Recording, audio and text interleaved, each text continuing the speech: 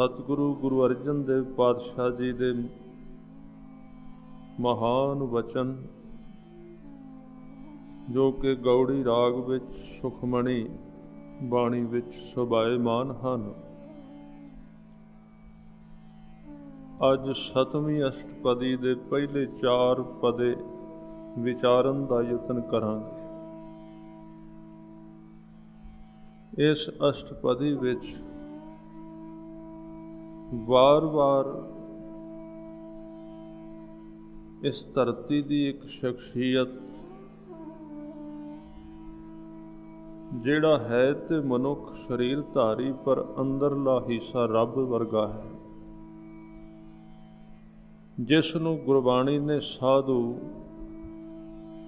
संत ब्रह्म ज्ञानी गुरमुख हरिजन रब दा प्यारा इत्यादक कई नाम दिते हैं। उस दी उपमा बार बार इस अष्टपदी विच दोहराई गई है ते नाल एक गल बड़े साफ तौर ते दसी, धार्मिक जगत विच जिहड़ियां प्राप्तियां मनुख कमाइयां करके नहीं लभ सकदा, वो ऐसे पुरुषां दी संगत विच सहज सुभाए ही उहदी झोली विच आ पैंदियां हन। जिथे दी साधु दी गुरमुख दी वडियाई गुरबाणी विच कही गई है, उत्थे साध संगत नाल उहदे गुण उहदा उच्चा जीवन भी बयानिया गया है, तां कि इस महान पवित्र उच्चे अहुदे दी कोई मनुख भेख पा के दुर्वरतों ना कर सके। उहदा उच्चा जीवन भी बयानिया है। और मैं ये भी बेनती जरूर करां, गुरमत दे अंदर गुरु विच ते साधु विच बड़ा फर्क है। कई बार असी कह दिंदे आ साधु गुरु नूं कहिंदे ने, गुरु ते साधु बनाउण वाला है ते पैदा करदा। 10 पातशाहियां उन्हां ने गुरमुख बनाए, साधु बनाए, संत पैदा कीते। वो ते बनाउण वाले ने, आप ते बहुत वड्डी पावर है, गुरु शब्द है। संसार दी परमात्मा तो सैकंड शक्ति जिहड़ी है वो शब्द गुरु है, उन्हें साधु बनाए ने। दूजी गल, साध संग बार बार इत्थे कहा, मैं अगे जाके बेनती करांगा भी साध संग शब्द क्यों वरतिया, कि साध दे शरीर नाल रहना इहदा कोई लाभ है? साध संगत की है? साध संगत, संगत हर एक चीज़ की प्रभाव पाउंदी है, असर पाउंदी। तुसीं कदी वेखना एक आदमी नूं नींद आउंदी होवे ते कोल बैठ जाओ, क्योंकि इहदे विच मैं वो नुकते थोड़े जिहे पहिलां कह दिया जिहड़े बार बार विच आउणे। इहदे विच बार बार कहा जाएगा साध कै संग, साध कै संग, साध कै संग। संग ते जोर दिता गया है, संग दा मतलब नाल रहना। इसलिए इस साध कै संग शब्द नूं समझना अति जरूरी है, ताकि सारियां अष्टपदी विच आईयां जिहड़ियां चीज़ां ने साडी समझ विच जल्दी पै जाण। साध संग की संगत किसी ना किसी चीज़ की मनुख करदा रहिंदा, संगत का बड़ा प्रभाव है मनुख ते। तुसीं कदी वेखना बंदे नूं नींद ना आई होवे, सुते हुए आदमी दे कोल बैठ जाओ जां उहदे कोल बैठो जिहनूं नींद पई आउंदी है, उहदियां अखां अलसाइयां होईयां ने, अंगड़ाइयां लैंदा है, ਉਹਦੇ ਕੋਲ 5 ਮਿੰਟ ਬਹਿਣ ਦੇ ਨਾਲ ਉਸੇ ਤਰ੍ਹਾਂ ਦੀ ਨੀਂਦ ਦੀ ਅਵਸਥਾ ਸਾਡੀ ਬਣਨੀ ਸ਼ੁਰੂ ਹੋ ਜਾਏਗੀ, ਭਾਵੇਂ ਅਸੀਂ ਨਹੀਂ ਸੌਣਾ ਚਾਹੁੰਦੇ। ਨੀਂਦ ਦਾ ਪ੍ਰਭਾਵ ਇਹ ਕੀ ਹੈ, ਮੈਂ ਇੱਥੇ ਬੇਨਤੀ ਕਰਾਂ। ਤੁਸੀਂ ਕਦੀ ਵੇਖਣਾ ਇੱਕ ਆਦਮੀ ਬੜੇ ਸਵਾਦ ਨਾਲ ਭੋਜਨ ਖਾਈ ਜਾਂਦਾ ਤੇ ਭੁੱਖ ਸਾਨੂੰ ਕੋਈ ਨਹੀਂ, ਉਹਦੇ ਕੋਲ ਬੈਠ ਜਾਓ, ਧਿਆਨ ਨਾਲ ਦੇਖੋ ਤੇ ਭੁੱਖ ਲੱਗਣੀ ਸ਼ੁਰੂ ਹੋ ਜਾਏਗੀ। ਇਹਦਾ ਕੀ ਕਾਰਨ ਹੈ? ਇਹ ਆਪਾਂ ਚੀਜ਼ ਵਿਚਾਰਨੀ ਹੈ। ਅੱਜ ਇੱਕ ਆਦਮੀ ਅਸੀਂ ਬੜੇ ਖੁਸ਼ ਹਾਂ, खुशी विच बाहरों घर आ रहे हैं तो एक घर में चले गए, अगे एक उदास आदमी बैठा है जिहदियां अखां विच अथरू ने, जिहदे चेहरे ते दुख ते गम है। बाहरों खुश आए सी, जदों उहदे कोल बैठे 5-7 मिनटां विच ओह गम साडे विच बहना शुरू हो गया। ਉਹਦਾ ਅਸਰ ਪਿਆ। ਜਾਂ ਅਸੀਂ ਗਮੀ ਦੀ ਹਾਲਾਤ ਵਿੱਚ ਸਾਡੇ ਕੋਲ ਕੋਈ ਇਸ ਤਰ੍ਹਾਂ ਦਾ ਪੁਰਸ਼ ਆ ਗਿਆ ਜਿਹੜਾ ਬੜਾ ਖੁਸ਼ ਮਿਜਾਜ, ਬੜਾ ਬੇਪਰਵਾਹ, ਬੜੀ ਚੜ੍ਹਦੀ ਕਲਾ ਵਾਲਾ। ਉਹਨੇ ਆ ਕੇ ਸਾਨੂੰ 4 ਸ਼ਬਦ ਕਹੇ ਵੀ ਕਿਉਂ ਝੁਰਨਾ ਪਿਆ, ਪਰਵਾਹ ਨਾ ਕਰ, ਮੈਂ ਤੇਰੇ ਨਾਲ, ਤੂੰ ਫਿਕਰ ਕਾਹਦਾ ਕਰਨਾ, ਤੂੰ ਚਿੰਤਾ ਕਾਹਦੀ ਕਰਨਾ। ਬਸ ਇਹ 4 ਸ਼ਬਦ ਸਾਨੂੰ ਸਰੀਰ ਦੇ ਕੋਲ ਬਹਿੰਦੇ ਹੀ ਬੰਦੇ ਦਾ ਮਨ ਬਦਲ ਗਿਆ। ਇਹ ਸਧਾਰਨ ਜਿਹੀਆਂ 4 ਉਦਾਹਰਨਾਂ ਮੈਂ ਤਾਂ ਦਿੱਤੀਆਂ ਨੇ ਤਾਂ ਕਿ ਸਾਨੂੰ ਇੱਕ ਗੱਲ ਕਲੀਅਰ ਹੋ ਜਾਏ ਕਿ ਸਰੀਰਾਂ ਦੀ ਸੰਗਤ ਦਾ ਕੀ ਪ੍ਰਭਾਵ ਪੈਂਦਾ ਹੈ ਸਾਡੇ ਵਿੱਚ। ਸਿੱਖ ਪੰਥ ਵਿੱਚ ਸਤਿਗੁਰੂ ਨੇ ਇਹਦੇ ਉੱਤੇ ਜ਼ੋਰ ਦਿੱਤਾ ਸੀ ਵੀ ਸਿੱਖ ਇਕੱਲੇ ਸਰੀਰਾਂ ਦੇ ਵਿੱਚ ਨਾ ਫਸ ਜਾਏ, ਸ਼ਬਦ ਨਾਲ ਜੁੜੇ, ਕੋਈ ਸ਼ੱਕ ਨਹੀਂ। 10 ਪਾਤਸ਼ਾਹੀਆਂ ਨੇ ਸਰੀਰਾਂ ਦੇ ਰਾਹੀਂ ਉਪਦੇਸ਼ ਦਿੱਤਾ, ਪਰ ਜੋੜਿਆ ਨਾਮ ਨਾਲ, ਜੋੜਿਆ ਸ਼ਬਦ ਨਾਲ। ਫਿਰ ਸਿੱਧਾ ਡਾਇਰੈਕਟ ਗੁਰੂ ਗ੍ਰੰਥ ਸਾਹਿਬ ਪਾਤਸ਼ਾਹ ਜੀ ਨੂੰ ਗੁਰੂ ਬਣਾ ਦਿੱਤਾ ਤੇ 5 ਪਿਆਰਿਆਂ ਦੇ ਰਾਹੀਂ ਜੋੜਿਆ ਫਿਰ ਗੁਰੂ ਗ੍ਰੰਥ ਸਾਹਿਬ ਜੀ ਦੇ ਨਾਲ। ਇਸ ਗੱਲ ਤੇ ਉਦੋਂ ਜ਼ੋਰ ਦੇਣਾ ਜ਼ਰੂਰੀ ਸੀ ਕਿ ਭਾਈ ਸਰੀਰਾਂ ਤੋਂ ਉੱਚੇ ਉਠੋ, ਸ਼ਬਦ ਨਾਲ ਜੁੜੋ, ਨਾਮ ਨਾਲ ਜੁੜੋ। ਜ਼ਰੂਰਤ ਸੀ ਉਦੋਂ, ਕਿਉਂਕਿ ਉਦੋਂ ਲੋਕ ਫਸੇ ਹੋਏ ਸਨ ਦੇਵੀਆਂ ਦੇਵਤਿਆਂ ਦੇ ਚੱਕਰਾਂ ਵਿੱਚ। ਦੇਵੀਆਂ ਦੇਵਤਿਆਂ ਦੀ ਪੂਜਾ ਚੱਲਦੀ ਸੀ, 33 ਕਰੋੜ ਦੇਵਤਾ ਸੀ, ਕੋਈ ਪਿੱਪਲ ਨੂੰ ਪੂਜਦਾ ਸੀ, ਕੋਈ ਹੋਰ ਕਿਸੇ ਰੁੱਖ ਦੇ ਅੱਗੇ ਦੀਵਾ ਪਿਆ ਜਗਾਉਂਦਾ ਸੀ, ਕੋਈ ਕਿਤੇ ਜਾ ਕੇ ਆਪੋ ਆਪਣੇ ਰੱਬ ਬਣਾ ਕੇ ਬੈਠਾ। ਤਾਂ ਇਹ ਜਿਹੜੀ ਇੱਕ ਮਿਥਿਆ ਸੋਚ ਸੀ, ਇਹਨੂੰ ਭੰਨਣ ਵਾਸਤੇ, ਇਹਨੂੰ ਤੋੜਨ ਵਾਸਤੇ ਸਤਿਗੁਰੂ ਨੇ ਜ਼ੋਰ ਦਿੱਤਾ ਵੀ ਸਰੀਰਾਂ ਤੋਂ ਉੱਚੇ ਉੱਠ ਕੇ ਨਾਮ ਨਾਲ ਜੁੜੋ। ਅਸੀਂ ਇਹਦੇ ਉੱਤੇ ਬਹੁਤ ਕੰਮ ਕੀਤਾ ਸਾਡੀ ਕੌਮ ਨੇ ਕਿ ਸ਼ਬਦ ਹਾਈਲਾਈਟ ਕੀਤਾ ਗਿਆ, ਸੁਪਰ ਪਾਵਰ ਬਣਾਇਆ ਗਿਆ। ਸਰੀਰਾਂ ਦੀ ਕੋਈ ਹੈਸੀਅਤ ਨਹੀਂ ਮੰਨੀ ਗਈ, ਇਹਦੇ ਵਿੱਚ ਜ਼ੋਰ ਦਿੱਤਾ ਗਿਆ ਤੇ ਉਹਦਾ ਕਾਰਨ ਸੀ ਕਿ ਲੋਕ ਸਰੀਰਾਂ ਵਿੱਚ ਫਸੇ ਸਨ। ਪਰ ਸਾਧ ਸੰਗਤ ਜੀ, ਇਹਦਾ ਇੱਕ ਉਲਟਾ ਨੁਕਸਾਨ ਹੋ ਗਿਆ ਸਾਡੇ ਵਿੱਚ। ਸਾਨੂੰ ਸਰੀਰਾਂ ਦੀ ਗੱਲ ਤੋਂ ਨਫ਼ਰਤ ਹੀ ਹੋ ਗਈ। ਅਸੀਂ ਕਹਿ ਦਿੱਤਾ ਸਰੀਰ ਦੀ ਤੇ ਲੋੜ ਹੀ ਕੋਈ ਨਹੀਂ, ਸਿੱਧਾ ਰੱਬ ਹੈ ਤੇ ਰੱਬ ਨਾਲ ਤੁਸੀਂ ਜੁੜ ਜਾਓ। ਇਹ ਨੁਕਸਾਨ ਵੀ ਹੋਇਆ, ਜਦ ਕਿ ਗੁਰੂ ਗ੍ਰੰਥ ਸਾਹਿਬ ਵਾਰ-ਵਾਰ ਕਹਿ ਰਹੇ ਨੇ, ਤੂੰ ਜਿੰਨਾ ਚਿਰ ਸਾਧ ਸੰਗਤ ਸਰੀਰਾਂ ਦੇ ਵਿੱਚ ਨਾ ਬੈਠਿਆ, ਤੇਰੇ ਵਿੱਚ ਨਾਮ ਨਹੀਂ ਵਸੇਗਾ। ਲੋਹੇ ਤੇ ਲਕੀਰ ਹੈ, ਖਿਆਲ ਰੱਖ। ਧਰਮ ਵਸਦਾ ਹੀ ਸਰੀਰਾਂ ਦੇ ਵਿੱਚੋਂ, ਸਰੀਰਾਂ ਵਿੱਚ ਇੱਕ ਸਰੀਰ ਵਿੱਚ ਵਸਿਆ ਉਹਦੇ ਤੋਂ ਲੱਗਦਾ ਹੈ, ਸਿੱਧਾ ਨਹੀਂ। ਖਿਆਲ ਰੱਖਣਾ, ਸਤਿਗੁਰੂ ਜੀ ਇੱਕ ਪੰਡਤ ਨੂੰ ਕਹਿ ਰਹੇ ਨੇ ਕਿ ਗੁਰੂ ਤੋਂ ਬਿਨਾਂ ਤੈਨੂੰ ਹਨੇਰਾ, ਤੂੰ ਪੋਥੀਆਂ ਪੁਰਾਣ ਬੜੇ ਪੜ੍ਹੇ ਨੇ, ਗਿਆਨ ਤੂੰ ਬੜਾ ਸਿੱਖਿਆ, ਗੁਰੂ ਤੋਂ ਬਿਨਾਂ ਹਨੇਰਾ ਤੇਰੀ ਜ਼ਿੰਦਗੀ ਵਿੱਚ। ਤੇ ਸਾਨੂੰ ਵੀ ਖਿਆਲ ਰੱਖਣਾ ਚਾਹੀਦਾ, ਜੇ ਪੰਡਤ ਨੂੰ ਕਿਹਾ ਤੇ ਸਿੱਖ ਨੂੰ ਵੀ ਕਹਿ ਸਕਦੇ ਨੇ, ਪੜ੍ਹ ਜਿੰਨਾ ਮਰਜ਼ੀ, ਜਿੰਨਾ ਚਿਰ ਸਾਧ ਸੰਗਤ ਨਹੀਂ ਨਾ ਕਰਦਾ, ਤੇਰੇ ਵਿੱਚ ਨਾਮ ਨੇ ਅੰਦਰ ਟਿਕਣਾ ਨਹੀਂ। ਹੋਰ ਕੋਈ ਤਰੀਕਾ ਹੀ ਨਹੀਂ ਹੈ। ਸਤਿਗੁਰੂ ਨੇ ਬਚਨ ਕੀਤੇ ਨੇ, ਭਗਤ ਜੀ ਨੇ ਬਚਨ ਕਹੇ ਨੇ, ਸਾਧ ਸੰਗਤ ਬਿਨਾ ਭਾਵ ਨਹੀਂ ਉਪਜੈ। ਕਿਵੇਂ ਪ੍ਰੇਮ ਪੈਦਾ ਕਰੋਗੇ? ਸਾਰੇ ਕਹਿੰਦੇ ਜੀ ਪ੍ਰੇਮ ਹੋਣਾ ਚਾਹੀਦਾ, ਮਨ ਵਿੱਚ ਪ੍ਰੇਮ ਹੋਣਾ ਚਾਹੀਦਾ। ਪ੍ਰੇਮ ਕਿੱਥੋਂ ਲਿਆਓਗੇ? ਪਰਮਾਤਮਾ ਤੇ ਅਦ੍ਰਿਸ਼ਟ ਹੈ, ਕੋਈ ਦਿਖਾਏ ਤਸਵੀਰ ਪਰਮਾਤਮਾ ਦੀ, ਤੇ ਪ੍ਰੇਮ ਤਾਂ ਉਹਨੂੰ ਹੀ ਕੀਤਾ ਜਾ ਸਕਦਾ ਜੋ ਦਿਸਦਾ ਹੈ। ਤਾਂ ਪ੍ਰੇਮ ਪੈਦਾ ਕਰਨ ਦਾ ਹੋਰ ਕੋਈ ਸਾਧਨ ਨਹੀਂ। ਜਿਨ੍ਹਾਂ ਸਰੀਰਾਂ ਵਿੱਚ ਪ੍ਰੇਮ ਵਹਿ ਰਿਹਾ ਹੈ, ਉਹਨਾਂ ਦੇ ਕੋਲ ਬੈਠਣ ਨਾਲ ਉਹ ਕਣੀਆਂ, ਉਹ ਧਾਰਾਵਾਂ, ਉਹ ਤਰੰਗਾਂ, ਉਹ ਵੇਵਜ ਸਾਡੇ ਵਿੱਚ ਵਹਿ ਸਕਦੇ ਨੇ। ਉਹਨਾਂ ਦੇ ਕੋਲ ਬੈਠਣਾ ਅਤੀ ਜ਼ਰੂਰੀ ਹੈ। ਉਹਦੇ ਤੋਂ ਬਿਨਾਂ ਪ੍ਰੇਮ ਦੀ ਸਮਝ ਨਹੀਂ ਆਏਗੀ। ਕਿਹਨੂੰ ਕਰੋਗੇ ਪ੍ਰੇਮ? ਹੋਰ ਕੋਈ ਤਰੀਕਾ ਨਹੀਂ ਹੈ। ਤਾਂ ਸਾਧ ਸੰਗਤ ਤੇ ਜ਼ੋਰ ਦਿੱਤਾ ਗਿਆ। ਜਿਵੇਂ ਇੱਕ ਸਰੀਰ ਦੇ ਵਿੱਚ ਗਮ ਹੈ, ਅਸੀਂ ਉਹਦੇ ਕੋਲ ਜਾਈਏ ਤੇ ਉਹਦੇ ਗਮ ਦੀਆਂ ਤਰੰਗਾਂ ਸਾਡੇ ਵਿੱਚ ਆਪਣੇ ਆਪ ਉਤਰ ਜਾਂਦੀਆਂ ਨੇ, ਸਾਨੂੰ ਯਤਨ ਨਹੀਂ ਕਰਨਾ ਪੈਂਦਾ। ਜਿਵੇਂ ਜਿਸ ਸਰੀਰ ਦੇ ਵਿੱਚ ਖੁਸ਼ੀ ਦੀ ਅਵਸਥਾ ਰਹਿੰਦੀ, ਉਹਦੇ ਕੋਲ ਬੈਠਿਆਂ ਖੁਸ਼ੀ ਸਾਡੇ ਵਿੱਚ ਵਹਿਣ ਲੱਗ ਪੈਂਦੀ ਹੈ। ਜਿਵੇਂ ਜਿਸ ਸਰੀਰ ਦੇ ਅੰਦਰ ਗੁਰੂ ਕੇ ਸਵਾਰੇ ਉਹ ਭੁੱਖ ਲੱਗੀ ਹੈ ਤੇ ਉਹ ਰੋਟੀ ਖਾ ਰਿਹਾ, ਤੇ ਉਹਦੇ ਵੱਲੋਂ ਵੇਖ ਕੇ ਭੁੱਖ ਸਾਡੇ ਸਰੀਰ ਵਿੱਚ ਆਪੇ ਪ੍ਰਵੇਸ਼ ਕਰ ਜਾਂਦੀ ਹੈ। ਜਿਸ ਸਰੀਰ ਨੂੰ ਨੀਂਦ ਆਈ ਹੈ ਉਹਦੇ ਕੋਲ ਬੈਠਣ ਦੇ ਨਾਲ ਉਹਦੇ ਸਰੀਰ ਦੇ ਰਾਹੀਂ ਤਰੰਗਾਂ ਸਾਡੇ ਵਿੱਚ ਆਪਣੇ ਆਪ ਨੀਂਦ ਦੀਆਂ ਵਹਿਣੀਆਂ ਸ਼ੁਰੂ ਹੋ ਜਾਂਦੀਆਂ ਨੇ। ਇਸੇ ਤਰ੍ਹਾਂ ਪ੍ਰੇਮ ਸਿੱਧਾ ਕਦੀ ਕਿਸੇ ਦੇ ਜੀਵਨ ਵਿੱਚ ਪ੍ਰਵੇਸ਼ ਨਹੀਂ ਕਰਦਾ। ਪ੍ਰੇਮ ਉਦੋਂ ਬੰਦੇ ਦੇ ਮਨ ਵਿੱਚ ਬਹਿੰਦਾ ਜਦੋਂ ਕਿਸੇ ਪ੍ਰੇਮ ਵਾਲੇ ਸਰੀਰਾਂ ਦੇ ਵਿੱਚ ਮਨੁੱਖ ਬੈਠਦਾ ਹੈ, ਉਹਨਾਂ ਦੀ ਸੰਗਤ ਕਰਦਾ ਹੈ। ਬੋਲਣ ਦਾ ਵਿਸ਼ਾ ਨਹੀਂ ਹੈ, ਕਰਨ ਦਾ ਵਿਸ਼ਾ ਨਹੀਂ। ਵਿੱਚ ਬੜੇ ਪਿਆਰੇ ਸ਼ਬਦ ਆਉਣਗੇ ਕਿ ਜੇ ਤੈਨੂੰ ਗੁਰਮੁਖਾਂ ਦੀ ਸੰਗਤ ਮਿਲ ਗਈ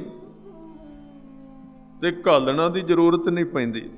ਸਾਧ ਕੈ ਸੰਗ ਨਹੀਂ ਕਛ ਘਾਲ,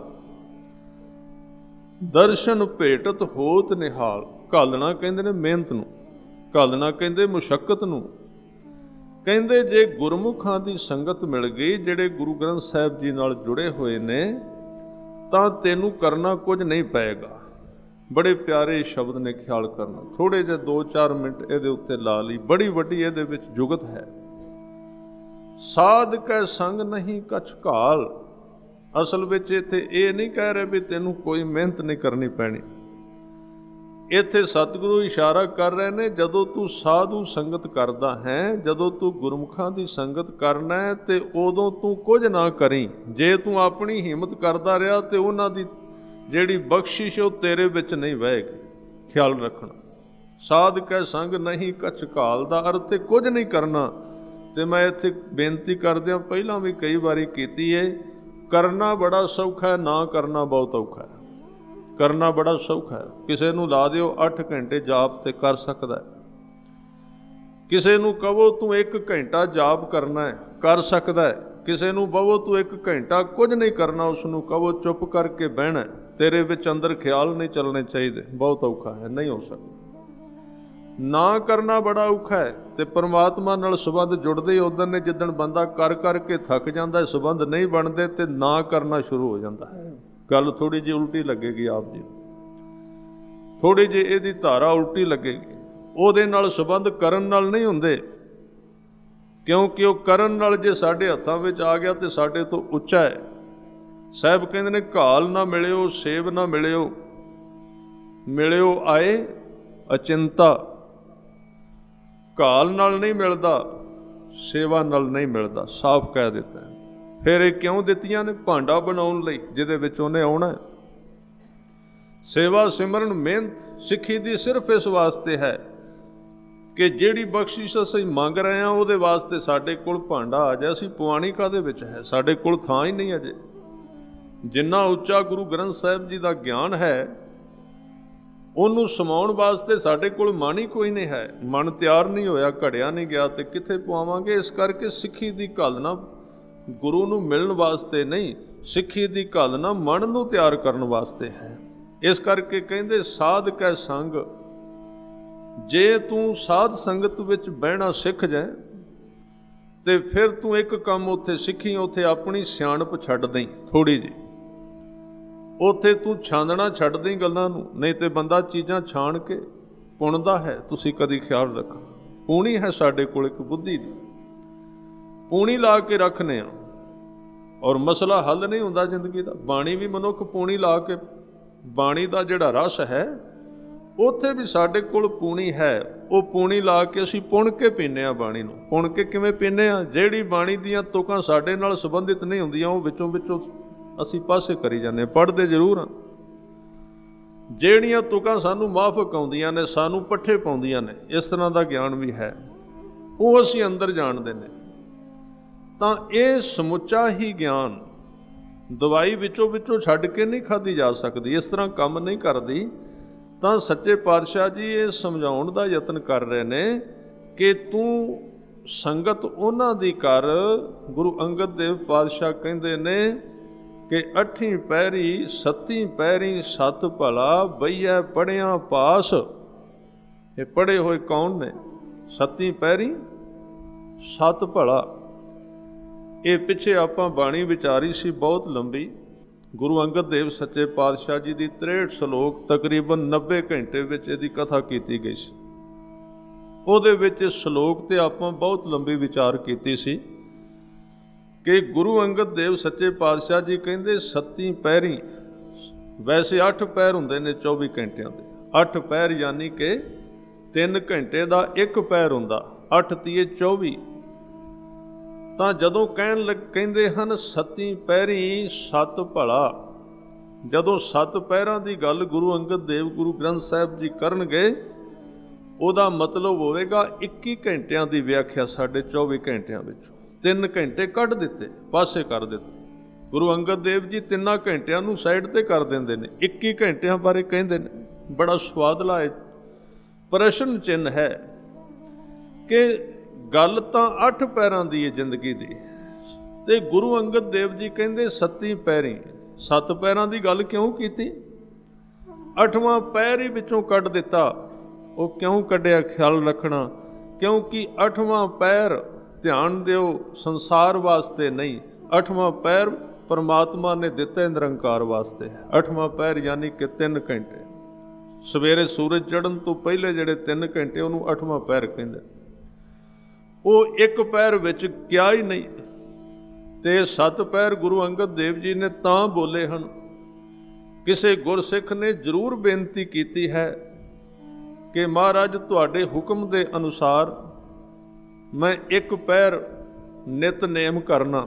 1 ਪੈਰ ਦਾ ਮਤਲਬ 3 ਘੰਟੇ ਬਣਦੇ ਨੇ। 1 ਪੈਰ ਮੈਂ 2.5-3 ਘੰਟੇ ਬਾਣੀ ਪੜ੍ਹਦਾ ਹਾਂ ਜਾਂ ਸਿਮਰਨ ਕਰਦਾ ਹਾਂ ਜਾਂ ਧਰਮ ਦੇ ਲੇਖੇ ਲਾ ਦੇਣਾ, ਪਰ ਮੇਰੀ ਜ਼ਿੰਦਗੀ ਦੇ ਵਿੱਚ ਕੋਈ ਵਿਕਾਸ ਨਹੀਂ ਲੱਗਦਾ, ਮੈਨੂੰ ਕੋਈ ਫਰਕ ਨਹੀਂ ਪੈਂਦਾ। ਮੇਰਾ ਕ੍ਰੋਧ ਵੀ ਉਸੇ ਤਰ੍ਹਾਂ, ਮੇਰਾ ਕਾਮ ਵੀ ਉਸੇ ਤਰ੍ਹਾਂ, ਮੇਰਾ ਲੋਭ ਵੀ, ਮੇਰੇ ਵਿੱਚ ਦਵੈਤ ਵੀ ਉਸੇ ਤਰ੍ਹਾਂ। ਤੇ ਕਿਰਪਾ ਕਰਕੇ ਦੱਸੋ ਕਿ ਇਹਦੇ ਵਿੱਚ ਕੀ ਕਮੀ ਹੈ, ਜਦ ਕਿ ਤੁਹਾਡੇ ਕਹਿਣ ਤੇ ਮੈਂ ਪੂਰਾ ਨਿਤਨੇਮ ਕਰਨਾ। ਤਾਂ ਗੁਰੂ ਅੰਗਦ ਦੇਵ ਜੀ ਉਹਦੇ ਜਵਾਬ ਵਿੱਚ ਕਹਿ ਰਹੇ ਨੇ, ਭਾਈ ਤੂੰ 8ਵੇਂ ਪੈਰ ਵਿੱਚ ਨਿਤਨੇਮ, ਬਾਣੀ ਪੜ੍ਹਨੀ, ਸਿਮਰਨ ਇਹ ਤਾਂ ਕਰਨਾ, ਪਰ ਤੂੰ ਮੈਨੂੰ ਥੋੜ੍ਹਾ ਜਿਹਾ ਇਹ ਦੱਸ ਦੇ ਕਿ ਜਿਹੜੇ ਬਾਕੀ 7 ਪੈਰ ਨੇ ਉਹਨਾਂ ਵਿੱਚ ਤੂੰ ਕੀ ਕਰਨਾ, ਉਹਦੇ ਬਾਰੇ ਥੋੜ੍ਹਾ ਜਿਹਾ ਮੈਨੂੰ ਦੱਸ। ਕਿਉਂਕਿ ਜਦੋਂ ਵੀ ਕੋਈ ਡਾਕਟਰ, ਕੋਈ ਹਕੀਮ ਕਿਸੇ ਮਰੀਜ਼ ਨੂੰ ਪੁੱਛੇਗਾ ਨਾ, ਤੇ ਉਹ ਕਹੇਗਾ ਦਵਾਈ ਕਿਵੇਂ ਖਾਣਾ ਹੈ, ਉਹ ਦੱਸੇਗਾ ਦਵਾਈ ਜਿਵੇਂ ਤੁਸੀਂ ਦੱਸੀ ਉਸੇ ਤਰ੍ਹਾਂ ਖਾ ਰਿਹਾ, ਪੂਰਾ ਗਿਣ ਕੇ।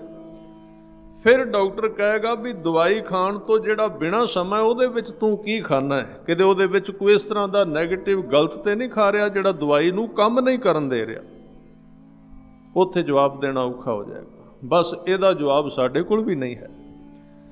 ਗੁਰੂ ਗ੍ਰੰਥ ਸਾਹਿਬ ਜੀ ਸਾਨੂੰ ਪੁੱਛਦੇ ਨੇ ਵੀ ਤੂੰ 2.5 ਘੰਟੇ ਨਿਤਨੇਮ ਕਰਦਾ, 3 ਘੰਟੇ ਨਿਤਨੇਮ ਕਰਦਾ, ਤੇ ਬਾਕੀ ਦੇ 21 ਘੰਟਿਆਂ ਵਿੱਚ ਤੂੰ ਕੀ ਬੋਲਦਾ ਹੈ ਤੇ ਕਿਵੇਂ ਦਾ ਬੋਲਦਾ ਹੈ?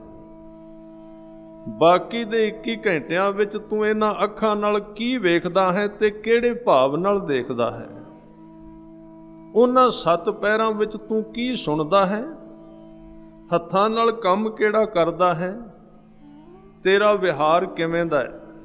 ਉਹਨਾਂ 7 ਪੈਰਾਂ ਬਾਰੇ ਮੈਨੂੰ ਦੱਸ, ਤੇ 8ਵੇਂ ਪੈਰ ਬਾਰੇ ਮੈਂ ਤੈਨੂੰ ਦੱਸ ਦਿਆਂਗਾ ਉਹ ਕਿਵੇਂ ਫਿਰ ਹੋਏਗਾ। ਜਿੰਨਾ ਚਿਰ ਤੂੰ 7 ਪੈਰ ਨਾ ਸੋਧੇ 8ਵੇਂ ਪੈਰ ਵਿੱਚ ਰਸ ਨਹੀਂ ਪੈਣਾ ਜ਼ਰੂਰੀ।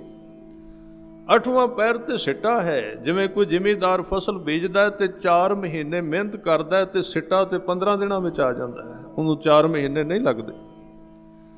ਤਾਂ ਗੁਰੂ ਅੰਗਦ ਦੇਵ ਜੀ ਤੋਂ ਫਿਰ ਸਿੱਖ ਪੁੱਛਦਾ ਬਈ ਉਹਨਾਂ 7 ਪੈਰਾਂ ਵਿੱਚ ਜਿਹੜੇ ਨਿਤਨੇਮ ਤੋਂ ਬਿਨਾਂ ਨੇ 21 ਘੰਟੇ, ਉਹਨਾਂ ਵਿੱਚ ਮੈਂ ਕੀ ਕਰਨਾ ਹੈ?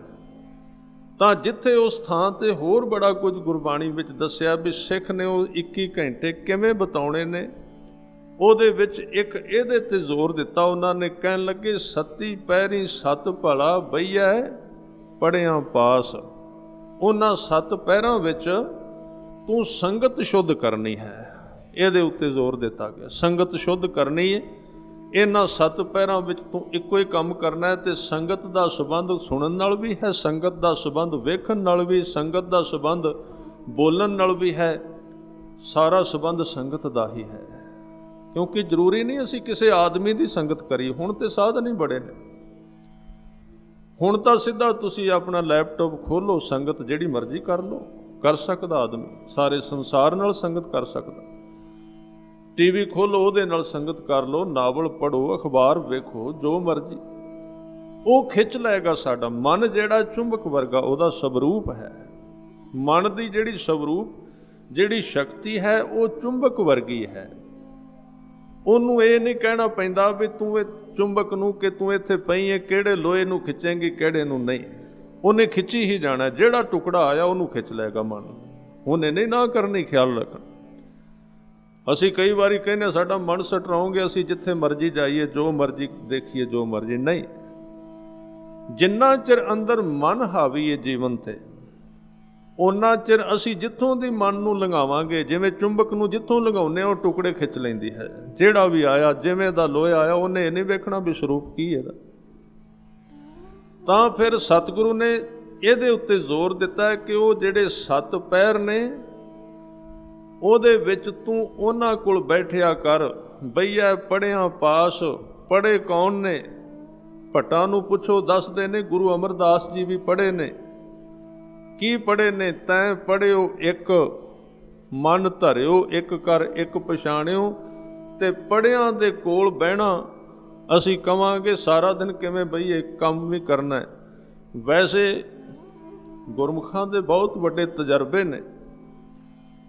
ਉਹ ਕਹਿੰਦੇ ਨੇ ਸੰਗਤ ਕਰਨ ਦੇ ਮਾਮਲੇ ਵਿੱਚ ਸਭ ਤੋਂ ਜਿਹੜੀ ਚੀਜ਼ ਜ਼ਿਆਦਾ ਕੰਮ ਦਿੰਦੀ ਉਹ ਪੋਥੀ ਕਿਤਾਬ ਹੈ। ਖਿਆਲ ਰੱਖਣਾ, ਜਿਹੜੇ ਗੁਰਮੁਖ ਹੋ ਗੁਜ਼ਰੇ ਨਾ ਸਾਡੇ ਤੋਂ ਪਹਿਲਾਂ, ਉਹਨਾਂ ਦੇ ਜੀਵਨ ਜਿਹੜੇ ਲਿਖੇ ਹੋਏ ਨੇ, ਜਿਵੇਂ ਆਰੰਭ ਤੋਂ ਲਈਏ ਬਾਬਾ ਬੁੱਢਾ ਸਾਹਿਬ, ਜਿਹੜੀਆਂ ਲੇਖਣੀਆਂ ਨੇ ਭਾਈ ਮੰਝ ਜੀ ਦਾ ਜੀਵਨ, ਅੱਗੇ ਤੁਰਦੇ ਜਾਈਏ, ਜਿੰਨੇ ਹੁਣ ਤੱਕ ਦੇ ਮਹਾਂਪੁਰਸ਼ ਨੇ ਉਹਨਾਂ ਦੇ ਜੀਵਨ ਛਾਪੇ ਗਏ ਨੇ, ਜਿਹੜੇ ਗੁਰਮਤਿ ਅਨੁਸਾਰ ਗੁਰੂ ਗ੍ਰੰਥ ਸਾਹਿਬ ਪਾਤਸ਼ਾਹ ਜੀ ਦੇ ਨਾਲ ਜੁੜੇ ਤੇ ਲੋਕਾਂ ਨੂੰ ਜੋੜਿਆ। ਜਦੋਂ ਉਹਨਾਂ ਦਾ ਜੀਵਨ ਅਸੀਂ ਪੋਥੀਆਂ ਦੇ ਰੂਪ ਵਿੱਚ, ਜਿੰਨੇ ਧਰਮ ਦੀ ਕਮਾਈ ਕਰਨੀ ਹੈ, ਕਿਸੇ ਸਿਆਣੇ ਨੇ ਕਿਹਾ ਵੀ ਜੇ ਤੂੰ ਧਰਮ ਕਮਾਉਣਾ, ਤੂੰ ਨਾਮ ਜਪਣਾ, ਤੇ ਤੇਰੇ ਸਿਰਹਾਣੇ ਇੱਕ ਕਿਸੇ ਗੁਰਮੁਖ ਦੀ ਪੋਥੀ ਜੀਵਨ ਹੋਣਾ ਚਾਹੀਦਾ, ਕਿਸੇ ਗੁਰਮੁਖ ਦਾ, ਸੰਤ ਜਨ ਦਾ, ਤਾਂ ਕਿ ਤੂੰ 2-4 ਅੰਕ 2-4 ਪੇਜ ਰੋਜ਼ ਪੜ੍ਹੇ। ਉਹਦੇ ਵਿੱਚ ਉਹਨਾਂ ਦੇ ਜੀਵਨ ਦੀ ਕੋਈ ਨਾ ਕੋਈ ਘਟਨਾ ਹੋਵੇਗੀ ਤੇ ਉਹ ਘਟਨਾ ਤੈਨੂੰ ਉਹ ਸਟੈਂਡ ਕਰੇਗੀ, ਤੇਰੇ ਮਨ ਨੂੰ ਤਾਕਤ ਦੇਗੀ। ਇਹ ਬੜੀ ਵੱਡੀ ਸੱਚਾਈ ਹੈ। ਤਾਂ ਹੀ ਤਾਂ ਭਾਈ ਮੰਝ ਨੂੰ ਗੁਰੂ ਅਰਜਨ ਦੇਵ ਜੀ ਨੇ ਕਿਹਾ ਸੀ, ਗੁਰੂ ਅਰਜਨ ਦੇਵ ਜੀ ਕਹਿੰਦੇ ਤੂੰ ਮੇਰਾ ਜਹਾਜ਼ ਹੈ ਤੇ ਤੇਰੇ ਉੱਤੇ ਲੰਘ ਕੇ ਸੰਸਾਰ ਦੇ ਲੋਕ ਪਾਰ ਹੋਣਗੇ।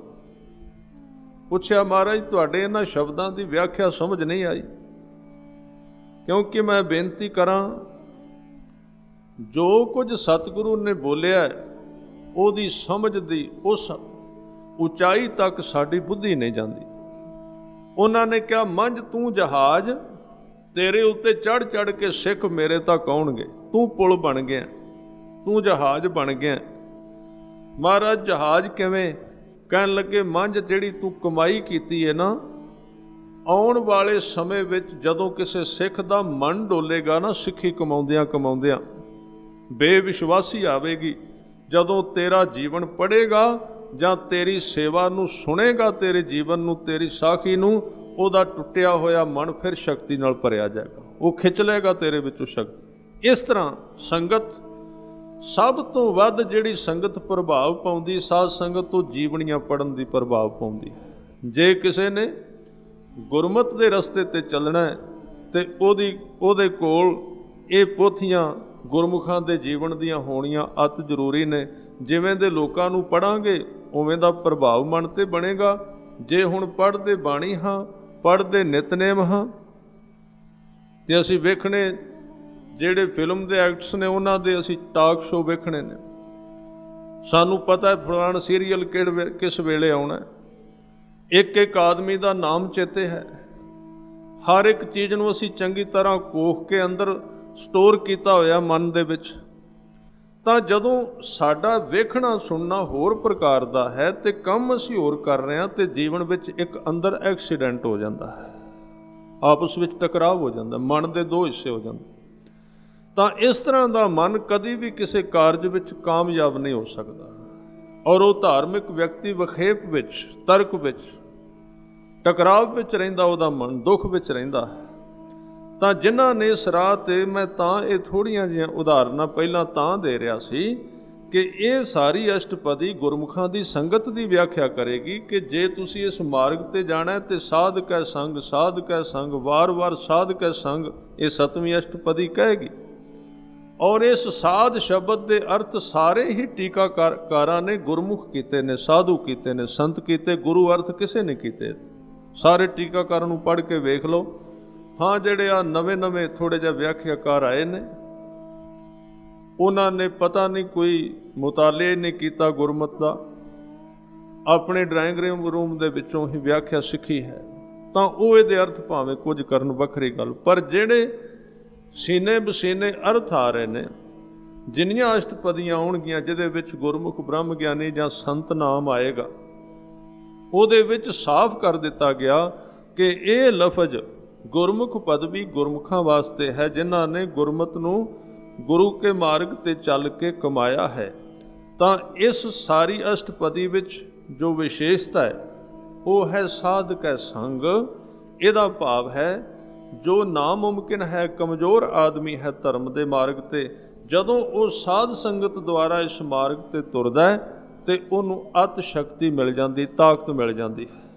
ਜਿਨ੍ਹਾਂ ਨੇ ਇਹਦੇ ਉੱਤੇ ਕੰਮ ਕੀਤਾ ਉਹ ਤਾਂ ਇੱਥੋਂ ਤੱਕ ਕਹਿੰਦੇ ਕਿ ਜਿਹੜਾ ਮਨ ਕਮਜ਼ੋਰ ਹੈ, ਜਿਹੜਾ ਇਕੱਲਾ ਨਿਤਨੇਮ ਨਹੀਂ ਕਰ ਸਕਦਾ, ਤਾਂ ਇਕੱਲਾ ਸਿਮਰਨ ਨਹੀਂ ਕਰ ਸਕਦਾ, ਤਾਂ ਉਹਨਾਂ ਦਾ ਤਜਰਬਾ ਹੈ ਜੇ ਕੋਈ ਮਨੁੱਖ ਜੁੜ ਕੇ 1000 ਸਰੀਰ ਇਕੱਠਾ ਬੈਠ ਕੇ ਨਾਮ ਜਪਦਾ ਹੈ ਤੇ ਉਹ ਸਾਰੇ ਸਰੀਰਾਂ ਦੀ ਜਿੰਨੀ ਸ਼ਕਤੀ ਉਸ ਇੱਕ ਸਰੀਰ ਵਿੱਚ ਕੰਮ ਕਰਨੀ ਸ਼ੁਰੂ ਕਰ ਦਿੰਦੀ, ਉਹਨੂੰ ਸਟੈਂਡ ਕਰਦੀ, ਉਹਨੂੰ ਖੜਾ ਕਰਦੀ ਉਹਦੇ ਮਨ ਨੂੰ।